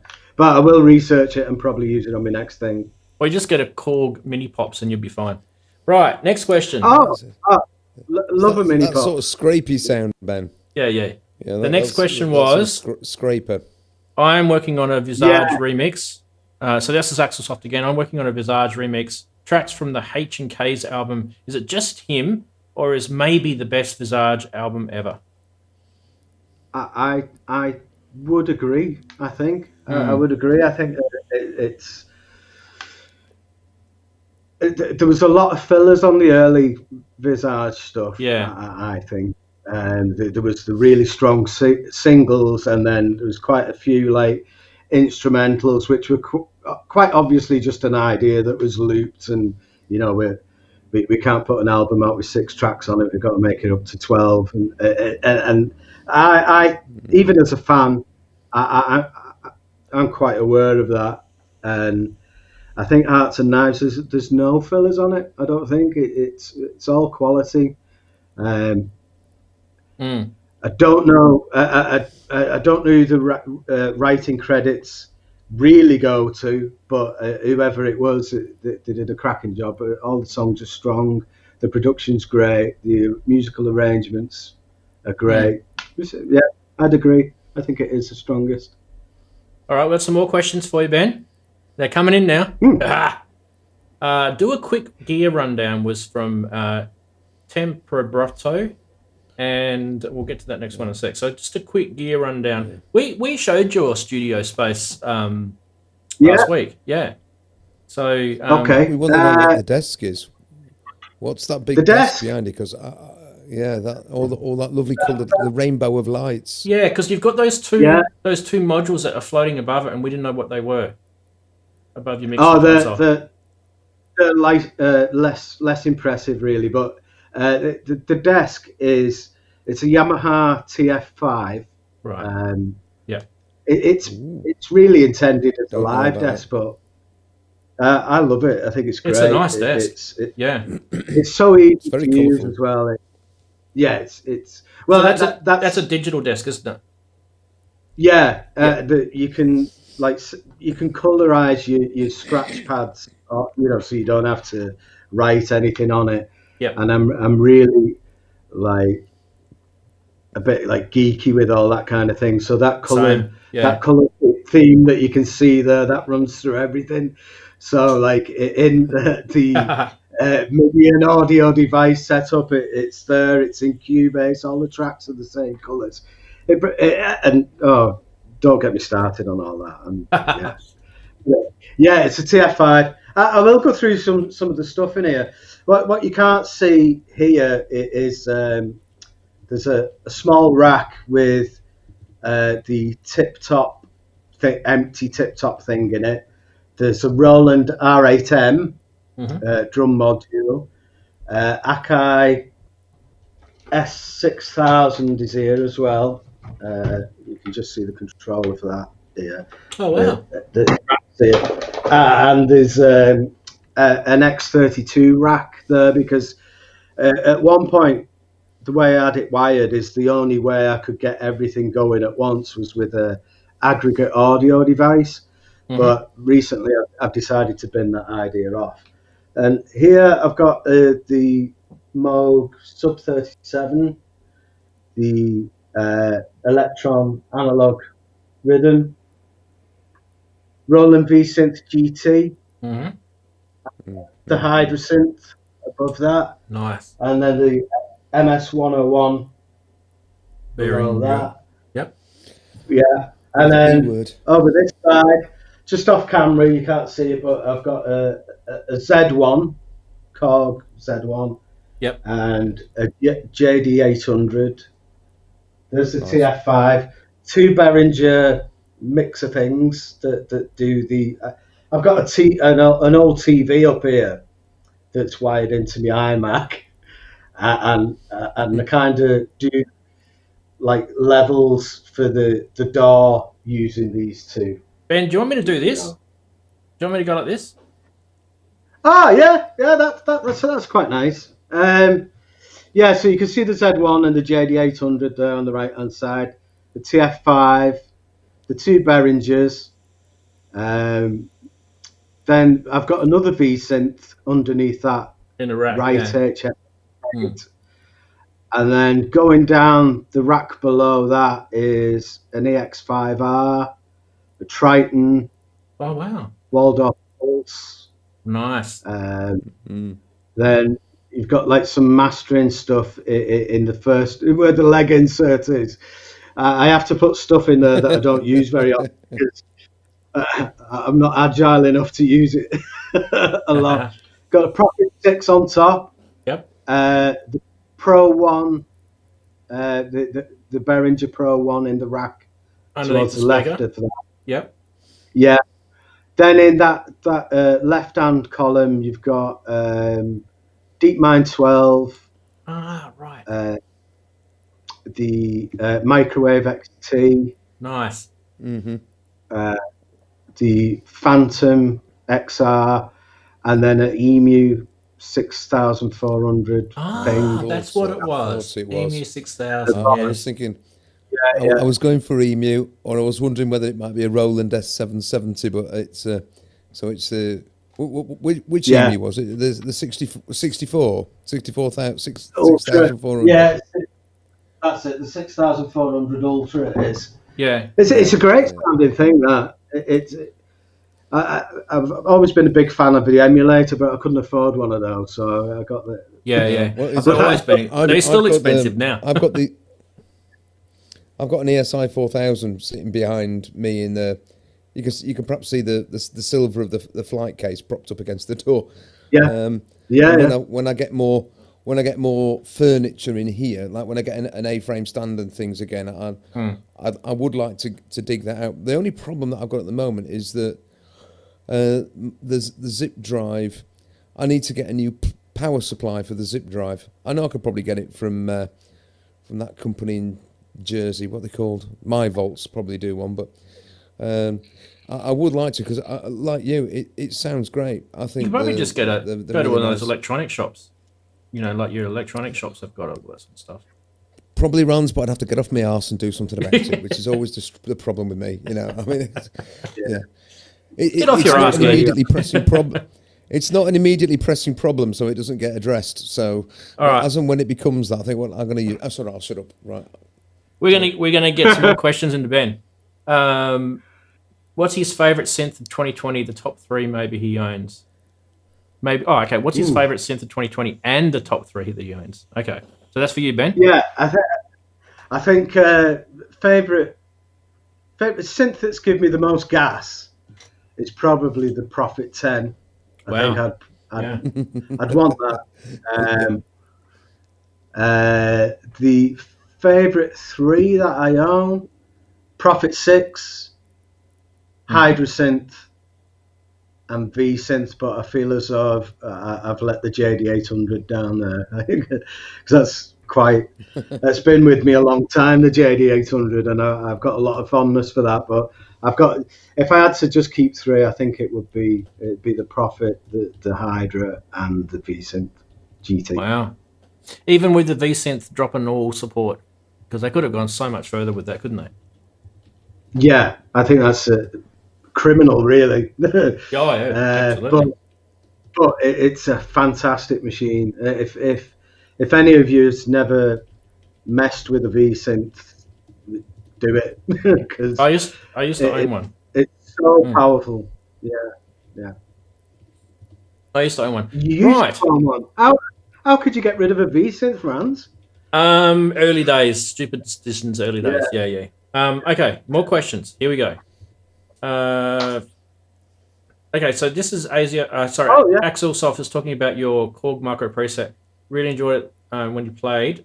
Is it as good as he remembers? It's very very basic, but I wouldn't get rid of it. I love it. I forgot to mention it's just over there. It's there's no connectivity apart from a line out. It's minimal programming involved, but it's just got a character and a charm all of its own, and yeah, it's great. It's great. I would say it's probably as good as he remembers, but on paper you'd think it was rubbish, but it's not. It's got a charm, a unique charm. Yeah. It's kind of the epitome of digital in that era, isn't it? Yeah. It's great. And I think it was kind of answered before, but Grey Wolf's asked, when you are trying to tweak new electronic sounds, which gear do you prefer to use? So I kind of think you answered that before, but just in case, we'll run that one by you. I think the two synths that I probably am most comfortable with would probably be the JD800 and the V-Synth. You know, like when you're pretty certain that you'll be able to get somewhere near a sound that you're trying to recreate, then they'd be my go-tos. Just because I understand them a lot more. Yeah. I can, it's you're just naturally more comfortable with some certain systems. I haven't got that in an analog form yet. So analog programming, I understand how it all works and everything, but it's not as flexible for me. I have to work a bit harder to get the sounds that I want. The flexibility of something with like the analog modeling of the V-Synth lets me do all kinds of stuff to get where I want to get. Yeah. Probably the V-Synth or the JD. Yeah. I kind of feel that the Supernatural engine is actually quite good fun to work with. And there's guys in the chat who'll probably say that the new Zencore one is an extension to that, obviously improved. I don't know. I haven't got a lot of experience with the Zencore yet, other than playing around with it in the cloud thing, that they've offered. Roland always seems to have the latest thing, don't they? I think it was Elastic Audio on the V-Synth GT. Yeah. Then it's Supernatural on the Phantoms and the. I've got the Integra. Integra 7 as well. That's a great thing. That. And now they're onto the Zen technology. They always seem to need a gimmick and a new release, get people's attention. I think they've had it right in the past. There's no need to move on once you've got it right. Personally, I think, I mean, even the sounds out of the XV, when I had an XP30, which had the voice cards that you could buy, the JV voice cards. So I even think even those days they had the sound was pretty much there. And if you go back to some of like in my JD that I've got, it's got all the Supernatural engine, and I recognise the sounds exactly the same as what they were in the XP. So they would just literally just be PCM samples that I just copied over the years. Be hardly any difference between each Roland iteration. The only difference probably will be is the way that you can manipulate those PCM samples and using the sort of higher resolution. I mean, that's where the Zencore was kind of, they're trying to sort of say we've got higher resolution. It's got more processing power. That's kind of what they're saying. But Yeah, it is. It's quite processor friendly, isn't it? The Zenology thing. It's a lot better than the ACB stuff that they do. That can be a little bit like grueling to system resources, but the Zencore is a small sacrifice on the depth of the sound, but I suppose in a mix it's passable and a lot more friendly to the system. Yeah. I kind of feel kind of like the ACB is kind of off to the side to all the standard sort of, even to the point where it is digital, but it really kind of almost belongs in the analog camp. If they would allow it, that sort of thing. But I mean, if you're going to model the way an analog circuit works, they've gone to, I mean, when they launched that stuff at the start, you saw videos of them. They were testing, capacitors and the heat differentials and things like that. They were modeling all that in FPGAs. So it would have taken a lot of work to do it. And you have to admit, the TR8 when it first came out sounded just like an 808. It was beautiful. So you got the bottom end. You had everything from it. Like people when they tried it, they wanted to see what the bottom end sounded like, see if it could rumble the subwoofers in the club, and it did. So Roland know what they're doing. They definitely do. Yeah. ACB was a superb move. I think it was great. Yeah, and it's technology if he's. Yeah, they were about to stop it, weren't they? If he's done that with his MPC update yet, whether he's actually got his. Whether you've got your speaker cones rumbling with the drum synth, with the drum synth on the MPC. Yeah, I haven't had much of a chance to play with it yet. I have to admit, you should. It's actually great. I mean, now that Inverted Popes has had a good nag at me, I shall have to get that one. See nagging you. That one tweaked. So I'll get nagging. I think. Yeah. I've just committed to having putting a new video on my channel for next week, but. Yes, come on, folks! You have to nag me. I'm good at. I like being nagged. I've got victim stamped on me for it. Sorry, I'll shut up now. Sorry, Ben, I interrupted. That's all right. Axel's office just said in the chat, if anyone has not seen the offer Roland have Zencore fully loaded, offer running until the 31st of January. If you own a Zencore production, then you'll get 1 year free Cloud Pro membership plus 46 sound packs. Yeah, they've got some kind of cool deals going on at the moment. So, give Roland Cloud a check out, and you never know. Okay, so where are we at? We've done. How do you feel, Ben? Now that you've told everyone everything about yourself, do you feel a bit more relaxed? Yeah, fine. Yeah, feels good. I can talk about this stuff all day. Absolutely. You got to shut me up, really. Yeah. So let's now talk about your IntelliGel case that you've got there. No, Tip Top, wasn't it? Tip Top case, wasn't it? Tip Top, yeah. That you've got sitting there with absolutely nothing in there. So, what would you start with? Just be out of curiosity, because you kind of said to me before that you kind of feel more at home with the digital world than the whole analog synthesis world. So, I'm just kind of curious to see what you'd start with. Well, I have got zero knowledge. I was hoping that you might give me some tips on where to go to build a great drum synthesizer. I want to basically rate the Waldorf attack in a modular form. Yeah.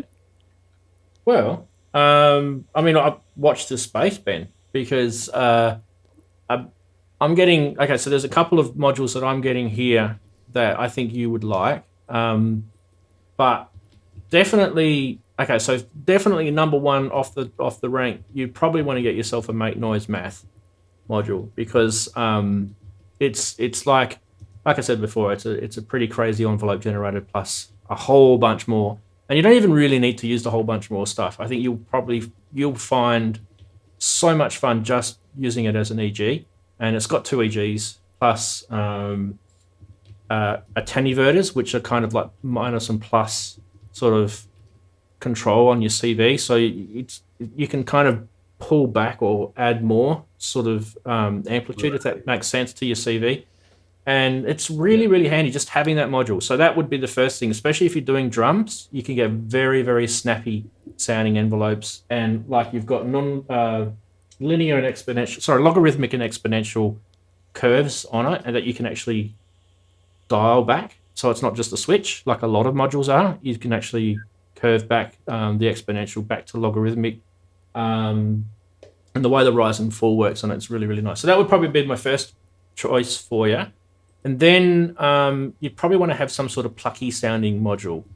So you want to probably go with something like the Plonk or the Rings from Mutable Instruments or something similar. Now, I'm getting one soon, so you can check that out when I get that. So something that can generate noise will be good as well. There's a million modules that will do that. So go crazy on whatever you want to get for that. Obviously, because a lot of drum sounds are noise. So snares and hats, and you can literally just make noise from anything and just chuck it through a filter and chuck an envelope generator on top of it and through a VCA and away you go. So that would probably get you going. Now, there's a couple of, I don't know if you watch Gaz Williams' Eurorack shows. He puts them on Mondays now, I think. Is it Mondays or Tuesdays? I forget now. Anyway, so a couple of weeks ago, and I can't remember if it was last week, the week before, maybe a week before that, he did a module which was literally a drum module that had multiple different drum generating abilities from it. So it wasn't just a one-trick pony where you had to choose which drum sound you wanted, and then that was all that came out of it. You could actually have it sequencing inside one module multiple drum sounds. And I thought that thing sounded amazing, and that's probably going to be a go-to module for me as well coming forward. Yeah, that's so the kind of thing.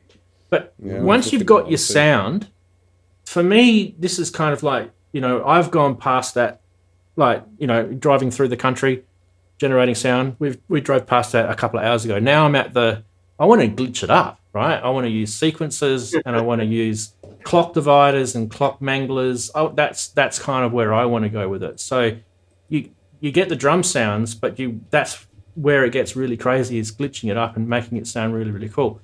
Now, you've probably seen Berg come on a show a couple of times here, the guy who he's from Sweden, bearded guy.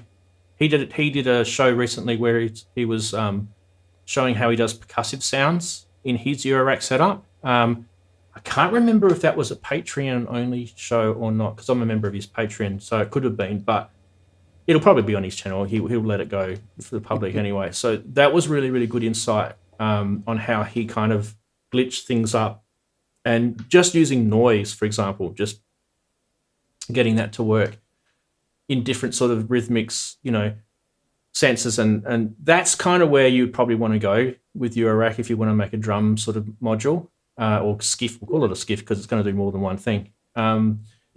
So, envelope, noise, some sort of plucky sort of sounding module, maybe that drum module that Gaz... Someone in the chat will probably remind me what the drum module was that Gaz was showing. And like something that will mangle your clock up, whether it be a sequencer that you can do clock dividing on it, whether you... I've just recently got Pamela's new workout, which is a clock dividing module plus a few other crazy things. And you can use it to generate clock, but you can also use it to take a clock and then do things with that clock. So clocks are really important with Eurorack. So because unless you're doing free running stuff, one of the things you want is it to sit tight. One of the beautiful things about Eurorack is they're probably really good for drums because you can get everything so tight because it's using control voltage. You don't get MIDI drift and all those sort of annoyances in it.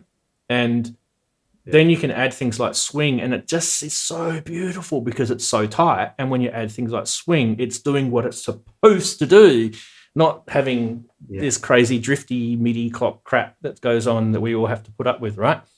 So I think you'll enjoy it. And don't be scared. If you're going to spend a bit of money, it's going to be it's not going to be, you know, like a Behringer, you know, sort of affair. You will probably have to spend a bit. You know, I'd say you're probably going to get close to sort of £600-700 just with a few things that I mentioned to just then. So, you know, the Make Noise Math is about £250.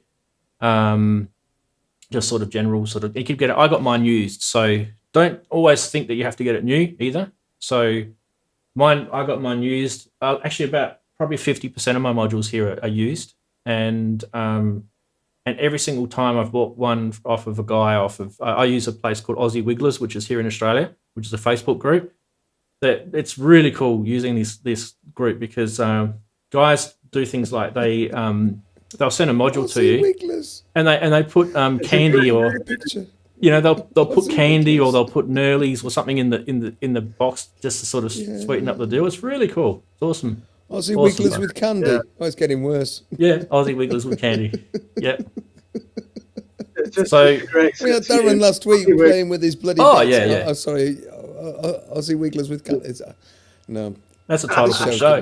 That's the title for the show. Yeah. Yeah.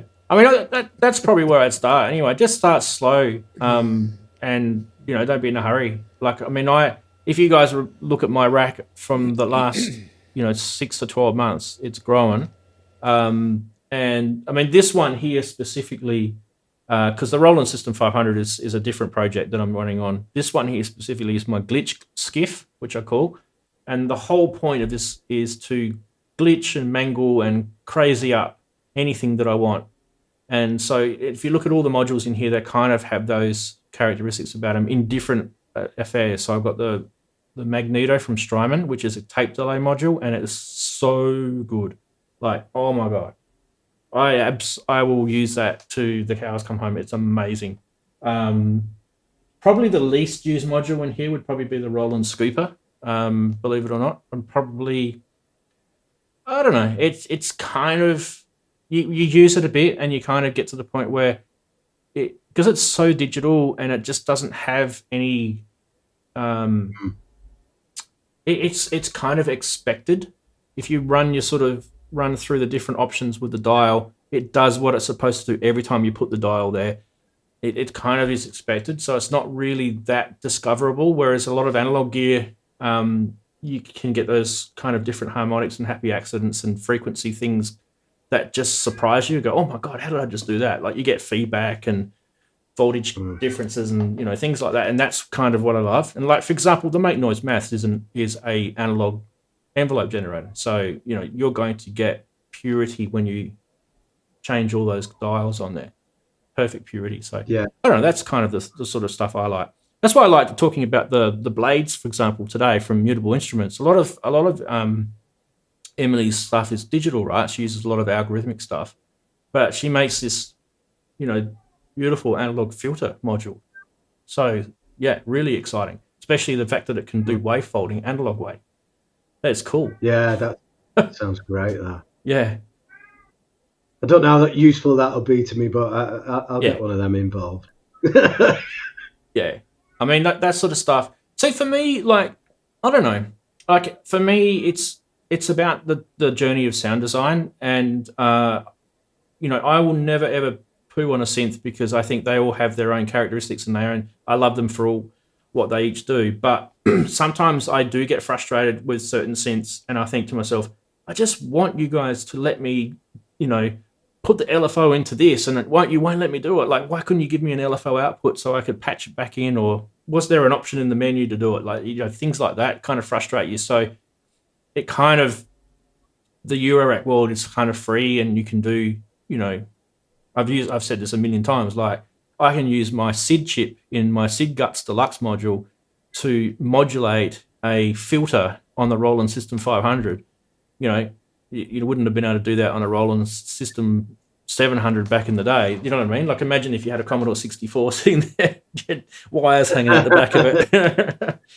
Probably could, but you know, that's the kind of cool stuff you can do in Eurorack, and I love that.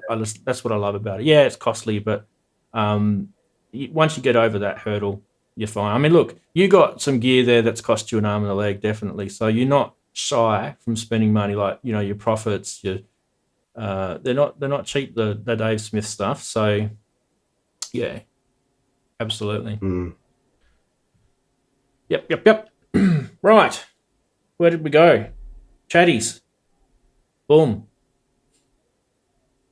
They're all having a chat to themselves. It's like that, isn't it? Yeah. Just ignoring us. Yeah. Andy's egging them all on in there. That's what he's doing.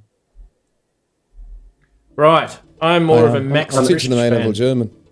Oh, okay. Yeah, we're talking Swiss German. So the conversation got around to Swiss German, and I talked about Friedrich Dürrenmatt, and then natives started talking about Max Frisch. So it's all my university days and the things that I teach to A-level. However, the A-level these days doesn't do that. It does Bernhard Schlink and Der Vorleser.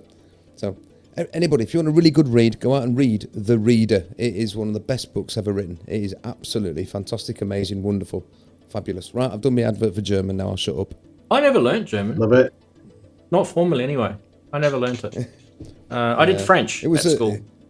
One of my sixth formers years ago, a number of years ago, she said, I don't want to do this play from Where's the 1950s. Where's that music coming from? Not me. No. She said she wanted to do Der Vorleser by Bernhard Schlink, which is translated here as The Reader, and was obviously quite a big film a number of years ago. And I have to say, I thought, oh no, I'm going to have to read a book. I'm going to have to read a German novel for the first time since I left university. And I sat down and started reading it, and it is one of the most amazing books I've ever read. It is stunning. It's very, very, very, very good. It's just ace. Because it tips everything on its head. It asks more questions than it gives answers, and it is brilliant. So everybody go out and read The Reader, because it's one of the best books ever written. Right, there again. I'll shut up now about that. All right, so I'm definitely not getting any music coming from anywhere from me. So I don't know where it's coming from. That's weird. I can't hear any music in here. It is weird. There's no videos playing. Double check. I'll mute my mic. That is weird. I don't know where it's coming from. Do you guys hear that? I can hear the music too. I do hear it. Yeah, they can hear it. Only through the headphones, like low. Yeah. Where the hell is that coming from? Don't think it's me. Okay, I'll mute you now too. We'll tell you. It's coming from Andy. Andy, it's coming from you. Is it my fan? I've got no music going on. No, it's music. It's coming from you. If I mute you, watch this. Well, I can't hear anything anyway. Yeah, it's coming from Andy. There we go. We've solved it. I don't know what it is. It's kind of like it's like a looping sequence. Yeah. Sounds like that supernova to me. Kind of like a supernova, or maybe your SHO1A. Have I? There you go. Stop. There you go.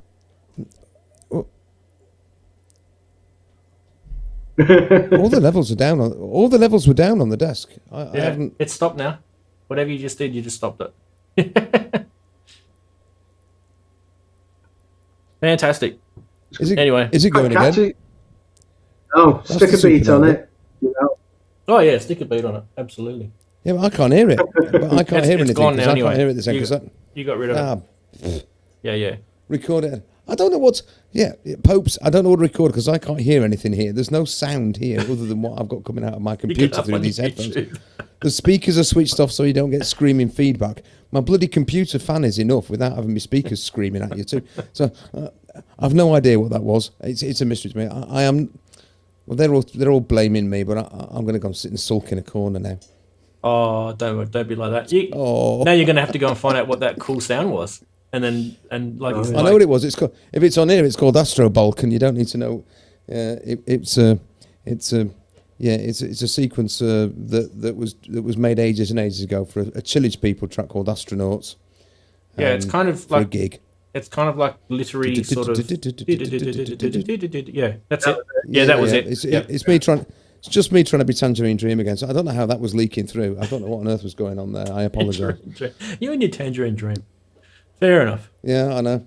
Well, well, now that Edgar Ferrers has passed away, somebody else. There's plenty of other people stepped into his shoes, but I'd quite like to be one of them. Actually, I'd quite like to have a Berlin school period, which is interesting enough. You were talking about getting into Eurorack. I've actually decided. You know, you're talking about making the jump. I've actually, when January comes around and the next little batch of free money is available, I'm going to buy the Behringer Go case, and I'm going to buy the System 55 sequencer, and possibly I'm thinking about, do I go out and buy a load of modules, or do I just simply go out and buy a Model D? I think I might get the Model D and stick it in the rack and then build around it, because I've been watching a number of videos. A guy called Saturn Cruises, who's out there on YouTube land, has been doing quite a number of videos based around the System 55. Not the System 100 rounds, the System 55, but yeah, I mean that would do too. But no, that's the Eurorack Go case. But that's what I'm showing you. It's that, yeah, exactly, Anna. But it's that, it's the way that sequencer functions. You know, all these other step sequences, they all do wonderful things, but nothing quite gets that. There's something about the way it works, and I'm going, that's it. That's what the BeatStep Pro never did. That's what the SQ1 from Korg that never did. Yeah, that didn't do it either. Yeah, absolutely. Do you know, Andy? I'm going to take that jump, and that would be my gateway drug. Will be that sequencer. Does the sequencer? So does the Behringer Moog clone modules? Yes. Do they interact with other Eurorack modules, or are they all kind of? I mean, I've been looking into this as well, because there was a bit of confusion about this, I think. Yes, they do. Yeah, there are S triggers within it, which are within the modules themselves, so one to another, but they will interface with other Eurorack modules perfectly happily, as far as I understand it. So, I mean, I'm not. I'm not expert enough to know all the ins and outs of a maggot's arse about it. So, but it seems that they do work. Like you've got the System 100. You know, the System 100, the System 100M from Roland wasn't Eurorack. And isn't Eurorack compatible. I'm sure that you could make it such, but that's what Behringer have done with that. They've made it Eurorack compatible, and I'm sure the same is true with the System 55. I mean, there's plenty of people who've got them and have got modules out there in their racks with other Eurorack gear. So yeah, Human Error is saying in the chat that the System 55 is really good. The sequencer is amazing. Make sure you get the sequential switch to go with it. Yeah, exactly. Yeah, the two. I mean, it costs about 200 quid for the two things. I mean, even if I decide not to get a Model D for that sort of Moog sound, I've still got the Pro one that could slot into. I mean, I saw you've got the Neutron in there. I wondered about that as a possibility but it doesn't sound Moog-y, does it? And what's the model number for the module number for this 960? Is that? It's the 960 sequential controller.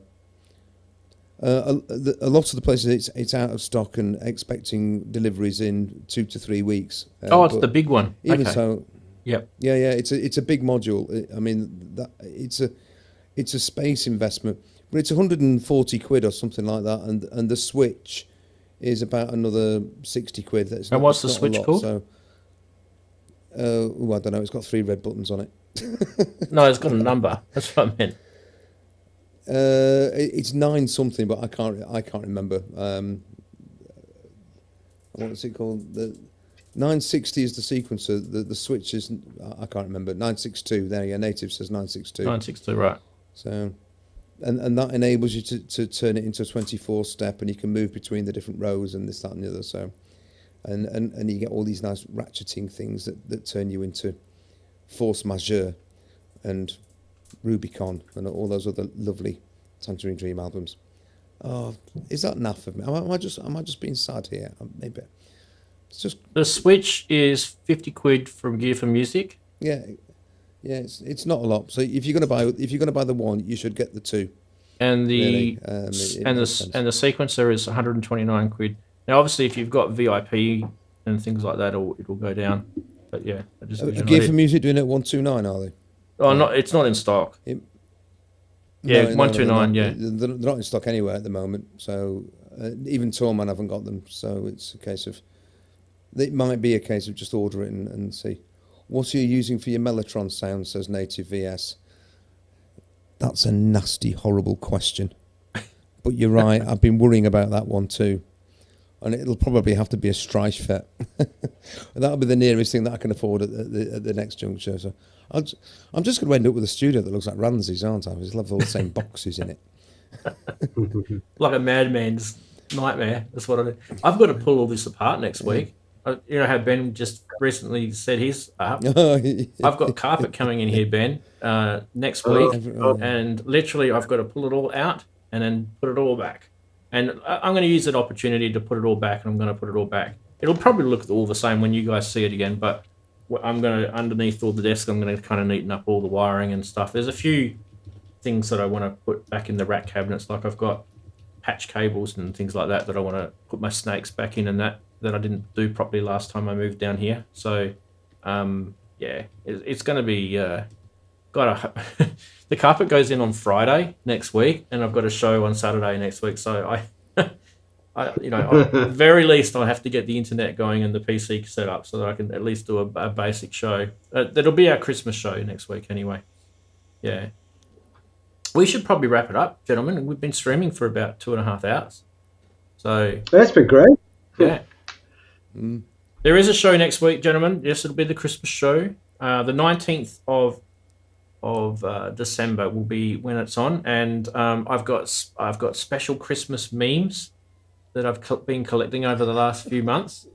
So yeah, we'll be having a good time, and there'll probably be some eggnog, and actually I won't be having any eggnog.